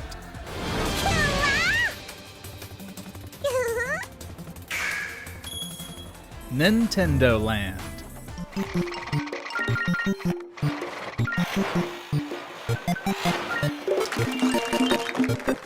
Although it wasn't the system-selling juggernaut Nintendo needed it to be, like Wii Sports before it, there was still a lot to enjoy about Nintendo Land. With a hub modeled after a theme park where you could venture into various minigames designed around Nintendo's franchises, it was a celebration of the company's history. Was every minigame fun? No, but most of them were. Ones based on Donkey Kong, Metroid, Zelda, and Luigi's Mansion were particularly easy to sink time into. And since it was designed as a pack-in game, there were plenty of clever uses for the gamepad across the game, which also offered variety in the number of players and their roles.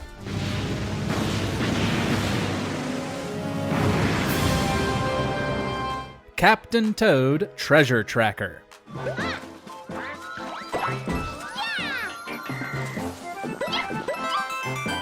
Unironically, Captain Toad is one of the best things to come out of Super Mario 3D World. His spin-off, released just a year later, features that same charming gameplay hook as his segments in that game, but on a much wider scale. It follows Toad and Toadette swapping between rescuer and damsel as they deal with the giant crow Wingo. The game puts you through a series of puzzle-filled obstacle courses with the hindrance that you can't jump. This way, it places the puzzles front and center, with clever brain teasers and lovely little aha moments. And though it never really gets too difficult, it still triggers that signature delight found in Nintendo's core experiences.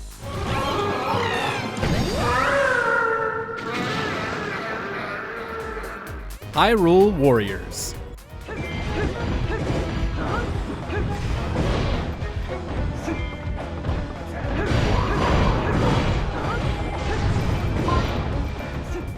Who would have thought that The Legend of Zelda and Dynasty Warriors would be such a good match? While later entries would prove to be a bit better, there's still a lot of enjoyment to be found in the absurdity and over-the-top action of the first. Link and Co's departure into the hack-and-slash genre not only mixed satisfying gameplay for those who wanted to play God battling hordes of peons, but it provided more than enough fan service. Its original narrative brings characters from multiple timelines together, so you can play as iconic characters like Midna, Girahim, Sheik, or one of the many other fan favorites in the base roster or DLC, and decimate entire armies. It may not be that deep, but it's plenty entertaining.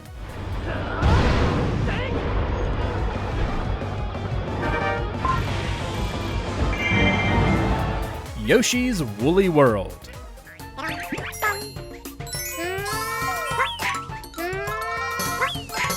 Many of the Yoshi games are known for their handmade, crafted aesthetics. For the Wii U, Yoshi's Woolly World looks like everything is made of some type of fabric, and unless you can't see your screen right now, it is clearly delightful.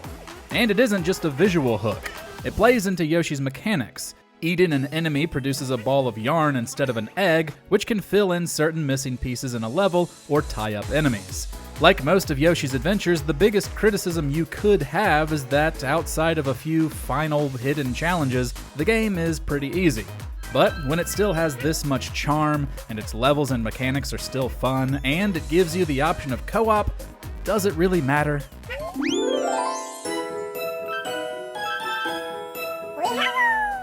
The Wonderful 101.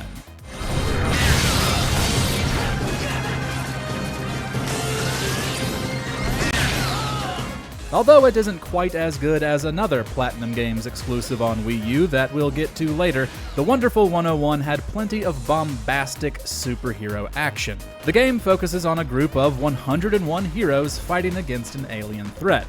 The main leaders have key abilities, each based on a different weapon, with the overall group literally banding together for powerful attacks. It's a pretty unique concept for an action game, and despite a few technical hiccups, it works fairly well. Most who played it consider The Wonderful 101 an underrated gem of the Wii U's library, as it didn't sell too well. Still, more got the chance to try it when it was remastered for other platforms in 2020.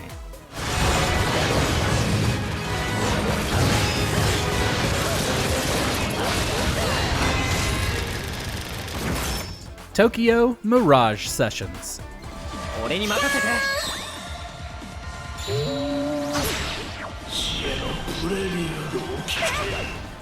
Developed by Atlus and bringing together the worlds of Fire Emblem and Shin Megami Tensei, if you haven't played Tokyo Mirage Sessions, well, you're in luck because it's another game that was given an enhanced port for the Switch. The main plot follows a group of teens fighting evil beings called Mirages, who kidnap people in modern-day Tokyo. Very core Atlus. But the heroes are able to fight them with the help of friendly Mirages, heroes from the first Fire Emblem as well as some from 2012's Fire Emblem Awakening. While it is admittedly a little lighter on Fire Emblem elements, the unique battle system is a lot of fun, and the story itself is more than entertaining enough to carry you through the playtime. 大丈夫。私が取り返す。何者だろうと。 New Super Mario Bros. U.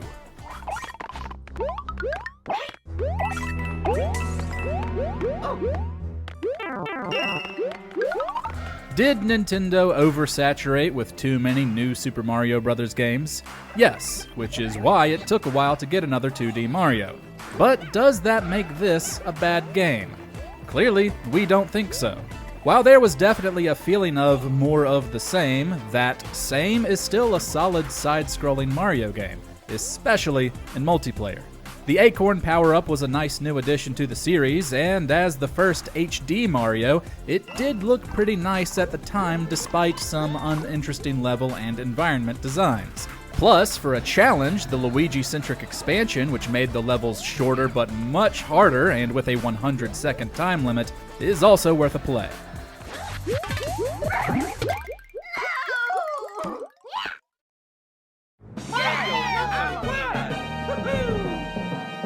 Rayman Legends.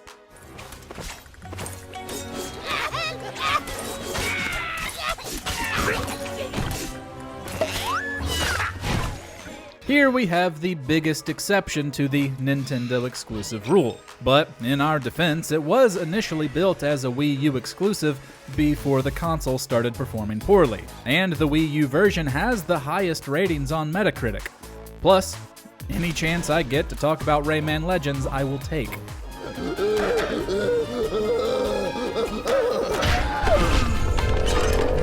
Ubisoft took the foundation of 2011's Origins and expanded on it in incredible ways.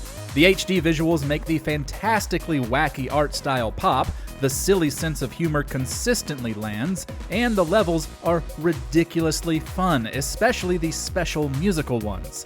And important for this list, there were other special levels with interactable environments that used the gamepad extremely well.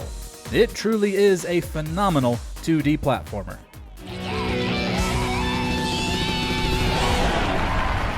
Xenoblade Chronicles X.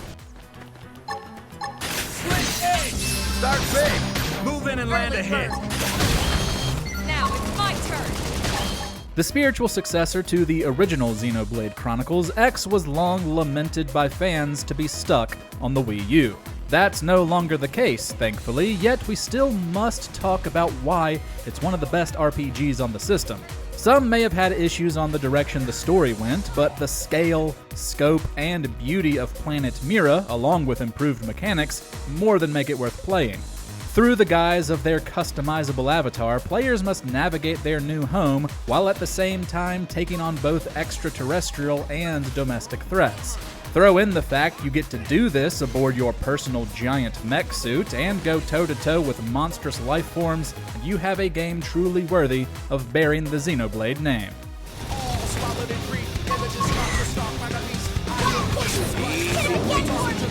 Nice work. Donkey Kong Country Tropical Freeze.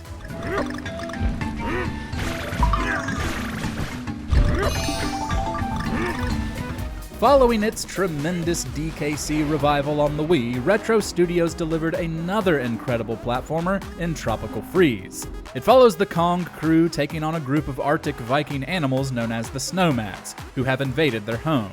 Dixie Kong and her hover ability were welcome returns to the series, and Cranky Kong was a fun new addition with his Scrooge McDuck-like pogo ability.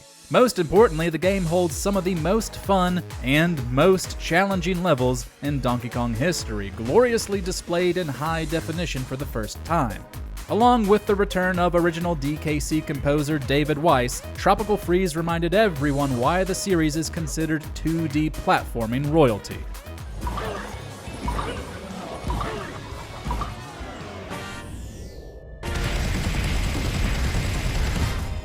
Super Mario 3D World.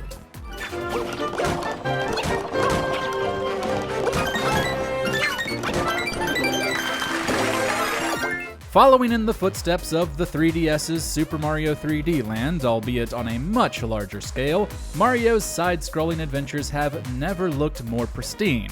Blending 2D and 3D to a fine polish, it sees Mario, Luigi, Peach, Toad, and an unlockable Rosalina set off to save a new kingdom under the threat of Bowser. Supporting 4-player co-op and characters with different playstyles, levels are filled with the developer's signature creativity, paying homage to the old while happily showing off the new. And let's not forget, it gave us one of the franchise's all-time best power-ups, letting us turn into cats. We're grateful this is another one that got ported to Switch, since it came with Bowser's Fury, but also because it meant more people could play such a phenomenal game.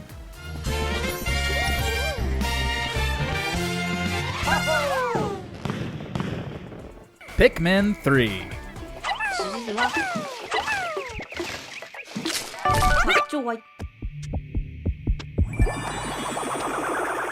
Almost a decade after our last encounter with these bizarre yet adorable little creatures, we were once again propelled to PNF-404 for a brand new encounter. In order to prevent mass famine from consuming their home, 3 explorers have to take advantage of a horde of Pikmin in order to gather food, overcome obstacles, and eventually find a way off of the planet. With new types of Pikmin and landscapes to provide a much more engrossing single-player campaign, as well as bundles of cooperative multiplayer modes, there was more than enough content to satisfy longtime fans of the series. Plus, with the tech of an HD platform, the planet's environments were stunning.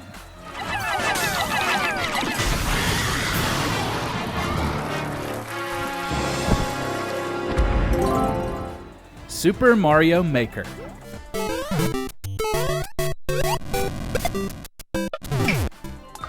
The concept of giving players the tools to build their own 2D Mario levels is such a novel and genius idea, which is why Super Mario Maker finds itself sitting comfortably on our list. What was originally conceived as a tool for the Nintendo development team soon became a platform for players around the world to make their own personal levels without any kind of restriction. With assets from a variety of 2D Marios, ranging from the original Super Mario Bros. All the way to new Super Mario Bros. U, players could let loose their inner designer and submit them online for others to play through. Of course, if crafting courses wasn't your thing, you could dive right in with various challenges and try to conquer as many levels as possible.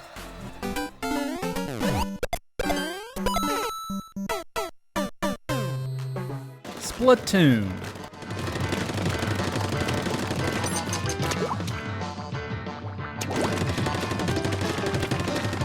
With as long a history as Nintendo has, it isn't too often we get a brand new first-party IP. For the Wii U, we got Splatoon, and despite a zany premise completely unlike any other shooter, and the Wii U's poor sales, this game was so good that it persisted. While there was an entertaining single-player campaign, the real meat of the game came from its online multiplayer. Players waged ink-based war against each other in unique game modes like Turf War and Splat Zones, which required players to paint the stage to win, modes that would not be possible in any other online shooter.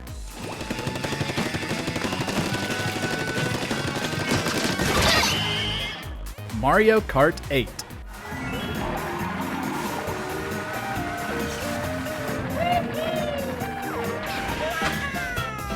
The best-selling game on the Wii U, and the Switch for that matter, when it comes to Mario Kart 8, it's safe to believe the hype. Boasting the dynamic level design that made every entry in the franchise such a phenomenal hit, this installment is the peak of the franchise's evolution. Nothing beats taking your favorite Mario character and burning rubber in stunning high definition across some of the craziest racetracks ever devised for the series. The visuals are gorgeous, the music is toe-tappingly fantastic, and the controls are as smooth as silk. It is the damn near perfect Mario Kart experience. While it would be perfected on Switch with a better battle mode and an absolute ton of DLC, this was one of the biggest reasons to own a Wii U.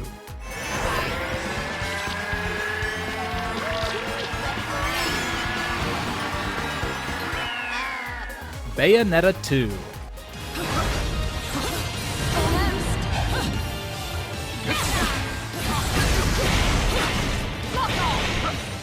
Some fans may have been unhappy initially, but we're grateful that Nintendo rescued Bayonetta from death.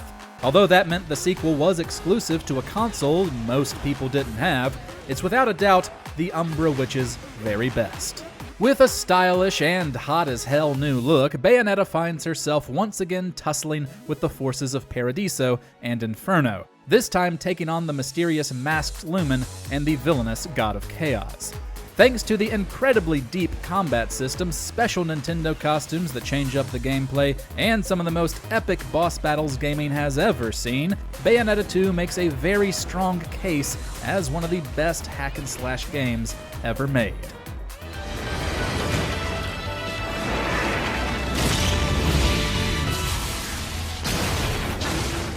Super Smash Bros. For Wii U.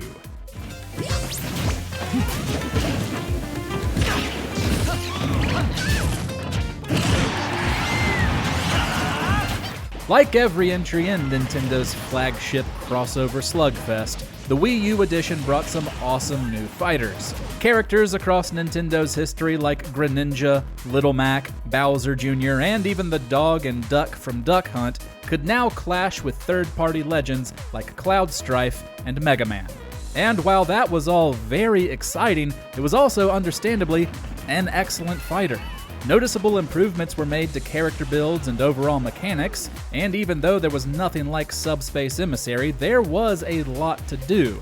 Everything from tournament-style battles, 8-player on-screen mayhem, specific event-oriented fights, and even the ability to customize each character. It might have been destined to live in the shadow of the Switch's Ultimate, but I know people who bought the Wii U just to play this game, and that should tell you all you need to know.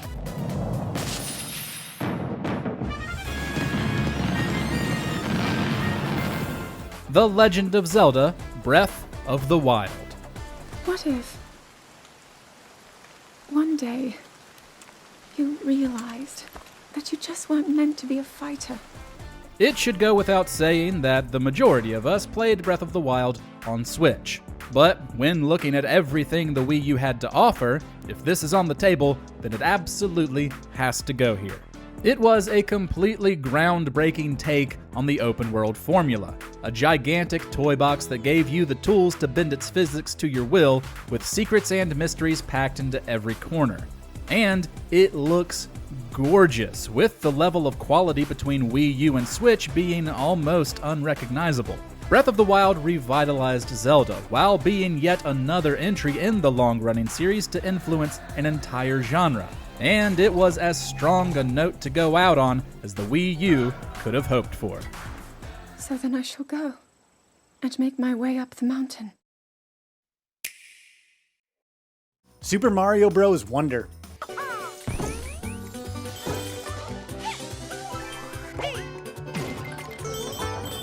Nintendo really knows a thing or two about providing new experiences and keeping things fresh with their games. This point is extremely evident in Super Mario Bros. Wonder, a game that exudes whimsy and delight around every color-soaked corner. Now, you might think another 2D Mario game would just be repetitive or stale, but Wonder proves that Nintendo always has another ace up its sleeve.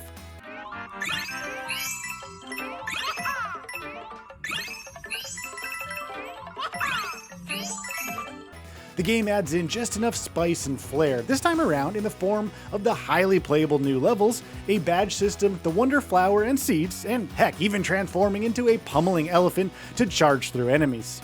There's just so much joy in this game, especially when platforming across its runtime with a co-op pal in tow. Always expect the unexpected. Metroid Dread.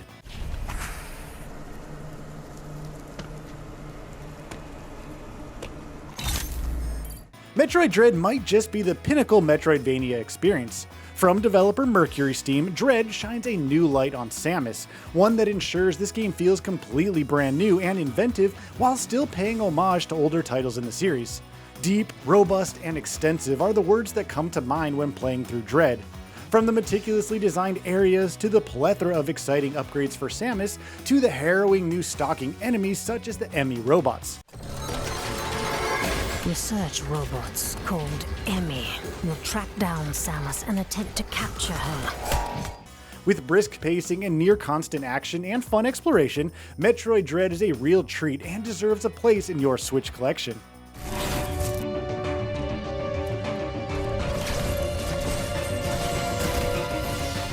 Kirby and the Forgotten Land.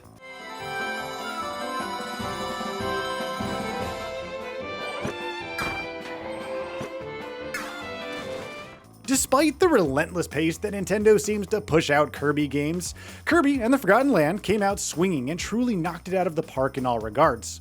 The Forgotten Land does for Kirby what Super Mario Odyssey did for Mario, namely take a beloved series and character and completely transform the experience and people's expectations of a 3D platforming adventure. Yeah, sure, it's super bizarre to see Kirby suck up a car or a vending machine,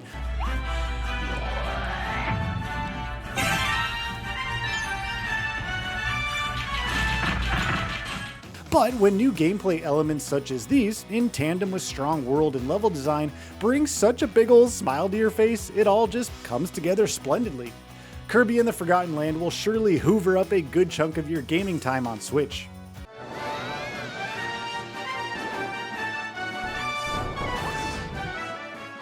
The Legend of Zelda: Link's Awakening.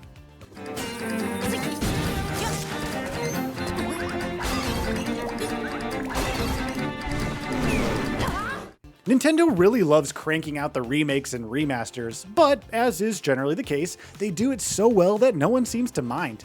Take Link's Awakening for example. This remake of a beloved Zelda game from the Game Boy truly feels like a new game, completely rebuilt from the ground up with new content, a gorgeous and endearing art style, excellent puzzles and dungeons, and a lengthy adventure that will keep you hooked all through its runtime.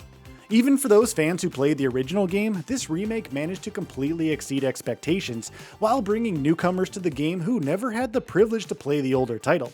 There's just a palpable sense of playfulness all throughout Link's journey on Koholint Island. And yes, worry not, the puzzles and dungeons are still just as devious as you remember them. But the game always pushes you forward with some tantalizing reward, item, or incentive, so you never really get bored. Now, don't sleep on this one, it's a real gem.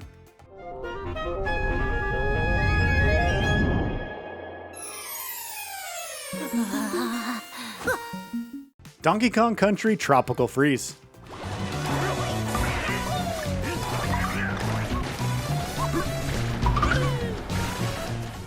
Do you thoroughly love the Donkey Kong Country games from the Super Nintendo days? Well, if so, and if you happen to miss the game on the Wii U, then do yourself a favor and pick up a copy of Tropical Freeze on the Switch. You won't regret it. Easily one of the best 2D/2.5D platformers on the hybrid console, Tropical Freeze is both challenging and deeply engaging. Exploring each and every stage while collecting bananas, puzzle pieces, and Kong letters while fending off the snow mad goons is just so much fun. Plus, the crazy platforming madcaps that you can get up to with each of the various playable Kongs never gets old. Don't get too comfortable, however. The boss fights in this game will truly test your Kong skills, especially you, giant Viking owl from Mountaintop Tussle. You, sir, are a real doozy.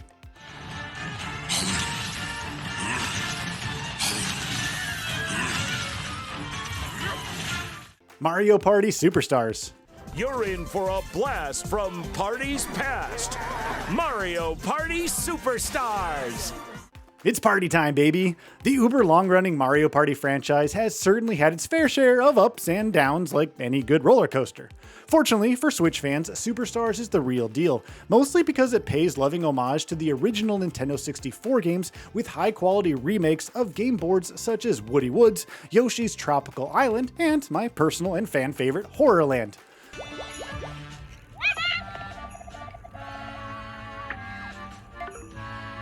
While the RNG elements of Mario Party certainly aren't to everyone's taste, there's no denying that plopping down on a couch together to duke it out with Mario and pals isn't an utter blast each and every single time.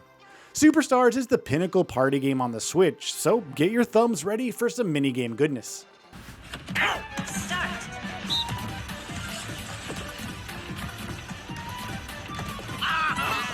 Splatoon 3.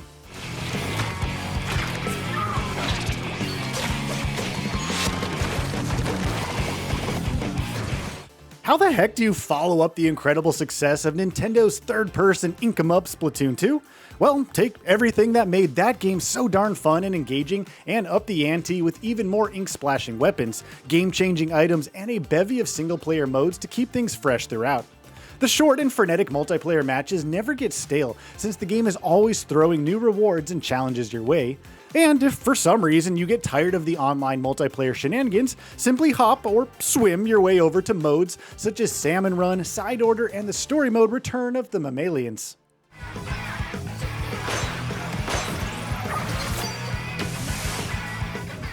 Pokemon Legends Arceus.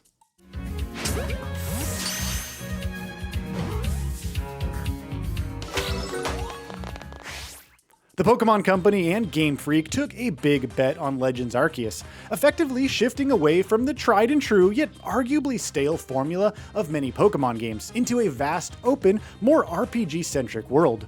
Fortunately, this bet paid off, like big time. Arceus is easily one of the very best Pokemon games out there. Pokemon fans jumped at the chance to explore an open world teeming with Pokemon to catch in battle. Sure, the visuals might be lacking somewhat in this release, however the sheer fun factor Arceus affords players more than makes up for its visual shortcomings. Add in a bunch of new regional Pokemon, fun ways to traverse the world, and plenty of exciting battles, and this is one Pokemon game that will stay on top for the long haul. Dodge powerful attacks and create opportunities to challenge it to Pokemon battles. Xenoblade Chronicles 3.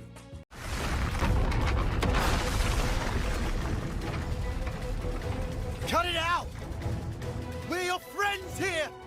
Xenoblade Chronicles 3 is a gargantuan game, a true behemoth in the RPG space, one that sees you teaming up with Noah and his adventurous pals as they explore vast open spaces, taking part in over-the-top battles, discovering all manner of secret goodies, and pushing along a narrative about nations at war, the power of friendship, sacrifice, and untold mysteries.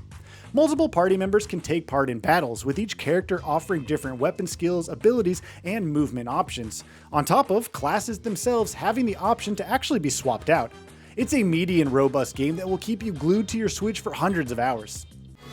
But soon, finding a path that lets us all live. I will make that my mission. Princess Peach Showtime. And now, everyone, Princess Peach! While certainly being marketed to a younger audience, Princess Peach's latest provides all the Nintendo charm and whimsy that you would expect from the company. This time around, Princess Peach is in the spotlight, taking center stage with a suite of unique and dazzling transformations. With a mysterious theater setting as the backdrop, the beloved princess is tasked with saving the theater from the dastardly Grape and the Sour Bunch. Along with her ally Stella, Peach will transform into the likes of a figure skater, a dashing thief, a mermaid, and even a sword fighter, with each transformation acting as a new stage, offering up a new way for players to engage with the experience. Sure, the game is very simple and won't provide too much challenge, but it's a purely fun and engaging adventure that will surely stick a big ol' smile on your face, from beginning to intermission to curtain call. She slashes, sings, sleuths, and so much more with show-stopping transformations. Mario plus Rabbids Sparks of Hope. Building off of what made Kingdom Battle an enjoyable spin-off Mario game, Sparks of Hope once again sees Mario and pals team up with the quirky Rabbids as they seek to take down a new threat, that of Cursa and the Dark Mess energy. What Kingdom Battle did with turning a Mario-adjacent game into a strategy game was nothing short of brilliant, and here Sparks of Hope takes each aspect of its predecessor and refines them into a comedic, polished, flexible, and highly playful strategy experience. The biggest change this time around is the ability to freely move your character in a designated zone, as opposed to the grid-based system of Kingdom Battle. This, in combination with more goofy writing, a cast of fun characters, plenty of new locales to explore, and new abilities from the Lumas, makes Sparks of Hope an easy recommendation on the Switch. Super Mario 3D World plus Bowser's Fury.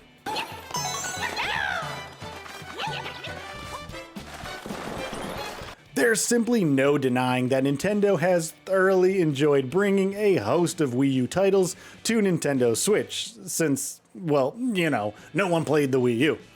Enter Super Mario 3D World plus Bowser's Fury, a combo game that features an upgraded version of the 2013 Wii U 3D platformer, Super Mario 3D World, as well as Bowser's Fury, a completely new 3D platforming Mario game with open world elements and a persistent dynamic boss in the form of a giant Bowser.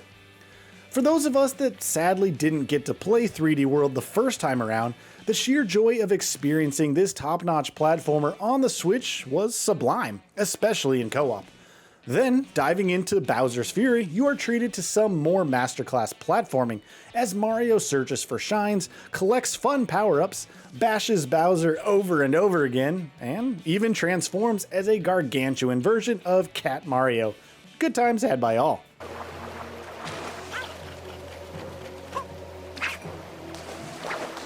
Luigi's Mansion 3. Wow, Gosh darn it, Luigi deserves so many more exclusive game experiences if Luigi's Mansion 3 is anything to go by. While the OG GameCube Luigi's Mansion and the Nintendo 3DS's Dark Moon are certainly loved by many, it's Luigi's third outing in yet another spooky location that stands as one of the very best in the series. This time around, Mario and pals are conned into accepting a luxury hotel resort package deep in some picturesque yet creepy mountains. Aptly named The Last Resort, this haunted hotel sees Mario and friends captured by King Boo, with no one but Luigi and Polterpup to save the day. The game sets a truly fantastic stage as you explore a plethora of hotel floors, with each one acting as a distinct zone, brimming with secrets and goodies, and plenty of scares for our duo. The same ghost vacuuming gameplay is back, but this time around players are also introduced to Gooigi, a literal green goo version of Luigi that makes for some unique and challenging puzzles.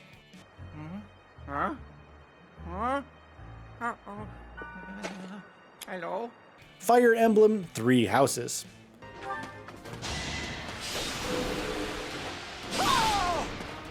The uber-long running tactical role-playing franchise maintains its place in the genre with this juggernaut.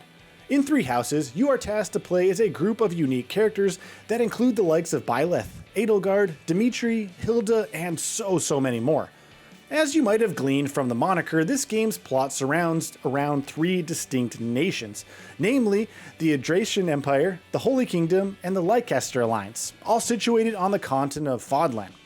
The deep and immersive, strategically tactical gameplay is a massive focus, with, once again, thoughtful turn-based battles. However, it's between these challenging battles where things really get interesting, as you can flesh out the storyline and character arcs with classes, side activities, and field exercises, plus so much more. Animal Crossing New Horizons.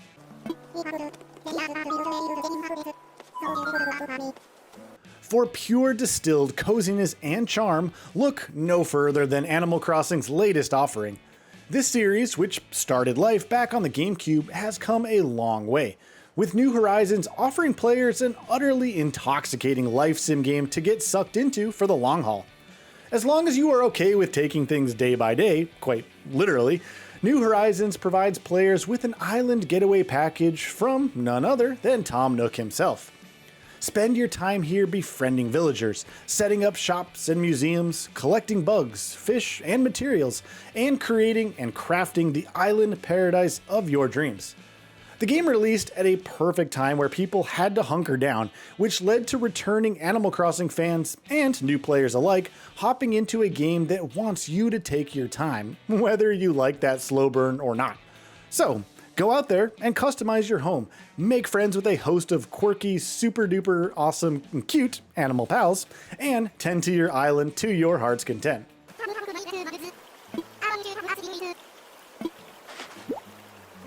Mario Kart 8 Deluxe.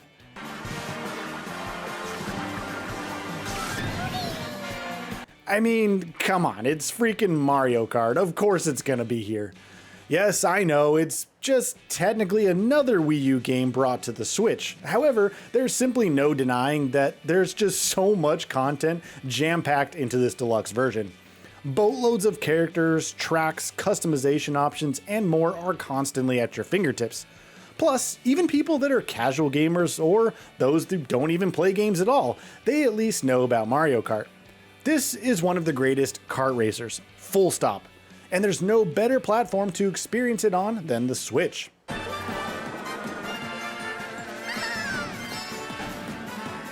Super Smash Bros. Ultimate.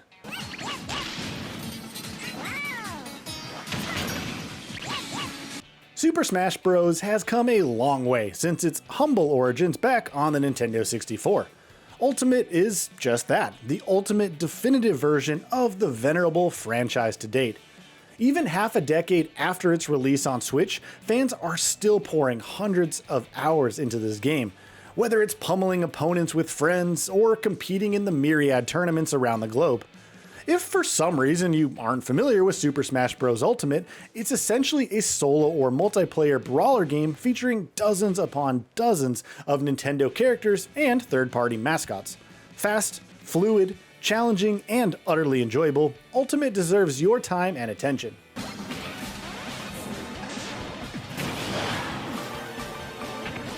Metroid Prime Remastered.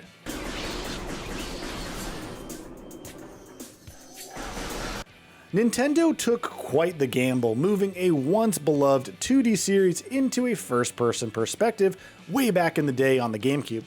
Well, it pretty much universally paid off since fans loved this shift. Enter 2023. Nintendo shadow dropped Metroid Prime Remastered from Retro Studios. To say it was a home run would be quite the understatement. This remaster of the beloved first Prime game is actually more akin to a full-on remake, given how much love and attention was poured into every sci-fi crevice, nook, and cranny. If you missed out on the OG Metroid Prime, then it's high time you check out this top-notch remaster.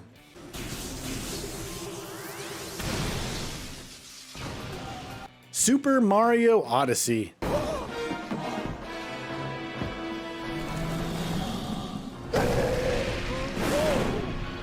It's me, Mario! Wahoo! Boy howdy, Odyssey is a firecracker of a game, one that outshines and outpaces every other 3D platformer on the market. Yes, it's that darn good, and needs to be played and experienced right away. Odyssey features a unique gameplay mechanic where Mario and his sentient hat Cappy can capture random enemies and objects alike to solve puzzles. You can even capture and become a sentient hunk of meat, just because, why not? Silliness aside, the sheer platforming prowess on display in Odyssey is something to behold, especially since Nintendo opted for larger open zone worlds to explore to your heart's content. And my goodness, the music in this game is the thing of auditory dreams. The Legend of Zelda: Tears of the Kingdom. What is that? The follow-up to the critically acclaimed and universally beloved Breath of the Wild is a masterclass of a game.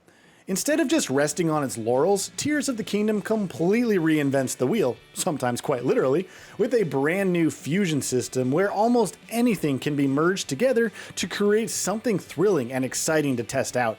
From crazy weapons to vehicles to bizarre concoctions that can be used to solve the game's many puzzles and shrines, Tears of the Kingdom perfectly blends creativity, player agency, nuance, and fun into a seamless package. And if all that wasn't enough, there's also a whole sky section to explore and an underground world to delve into, on top of the expansive, base-level Hyrule regions. Nintendo once again proves why they are the best at making pure distilled enjoyment.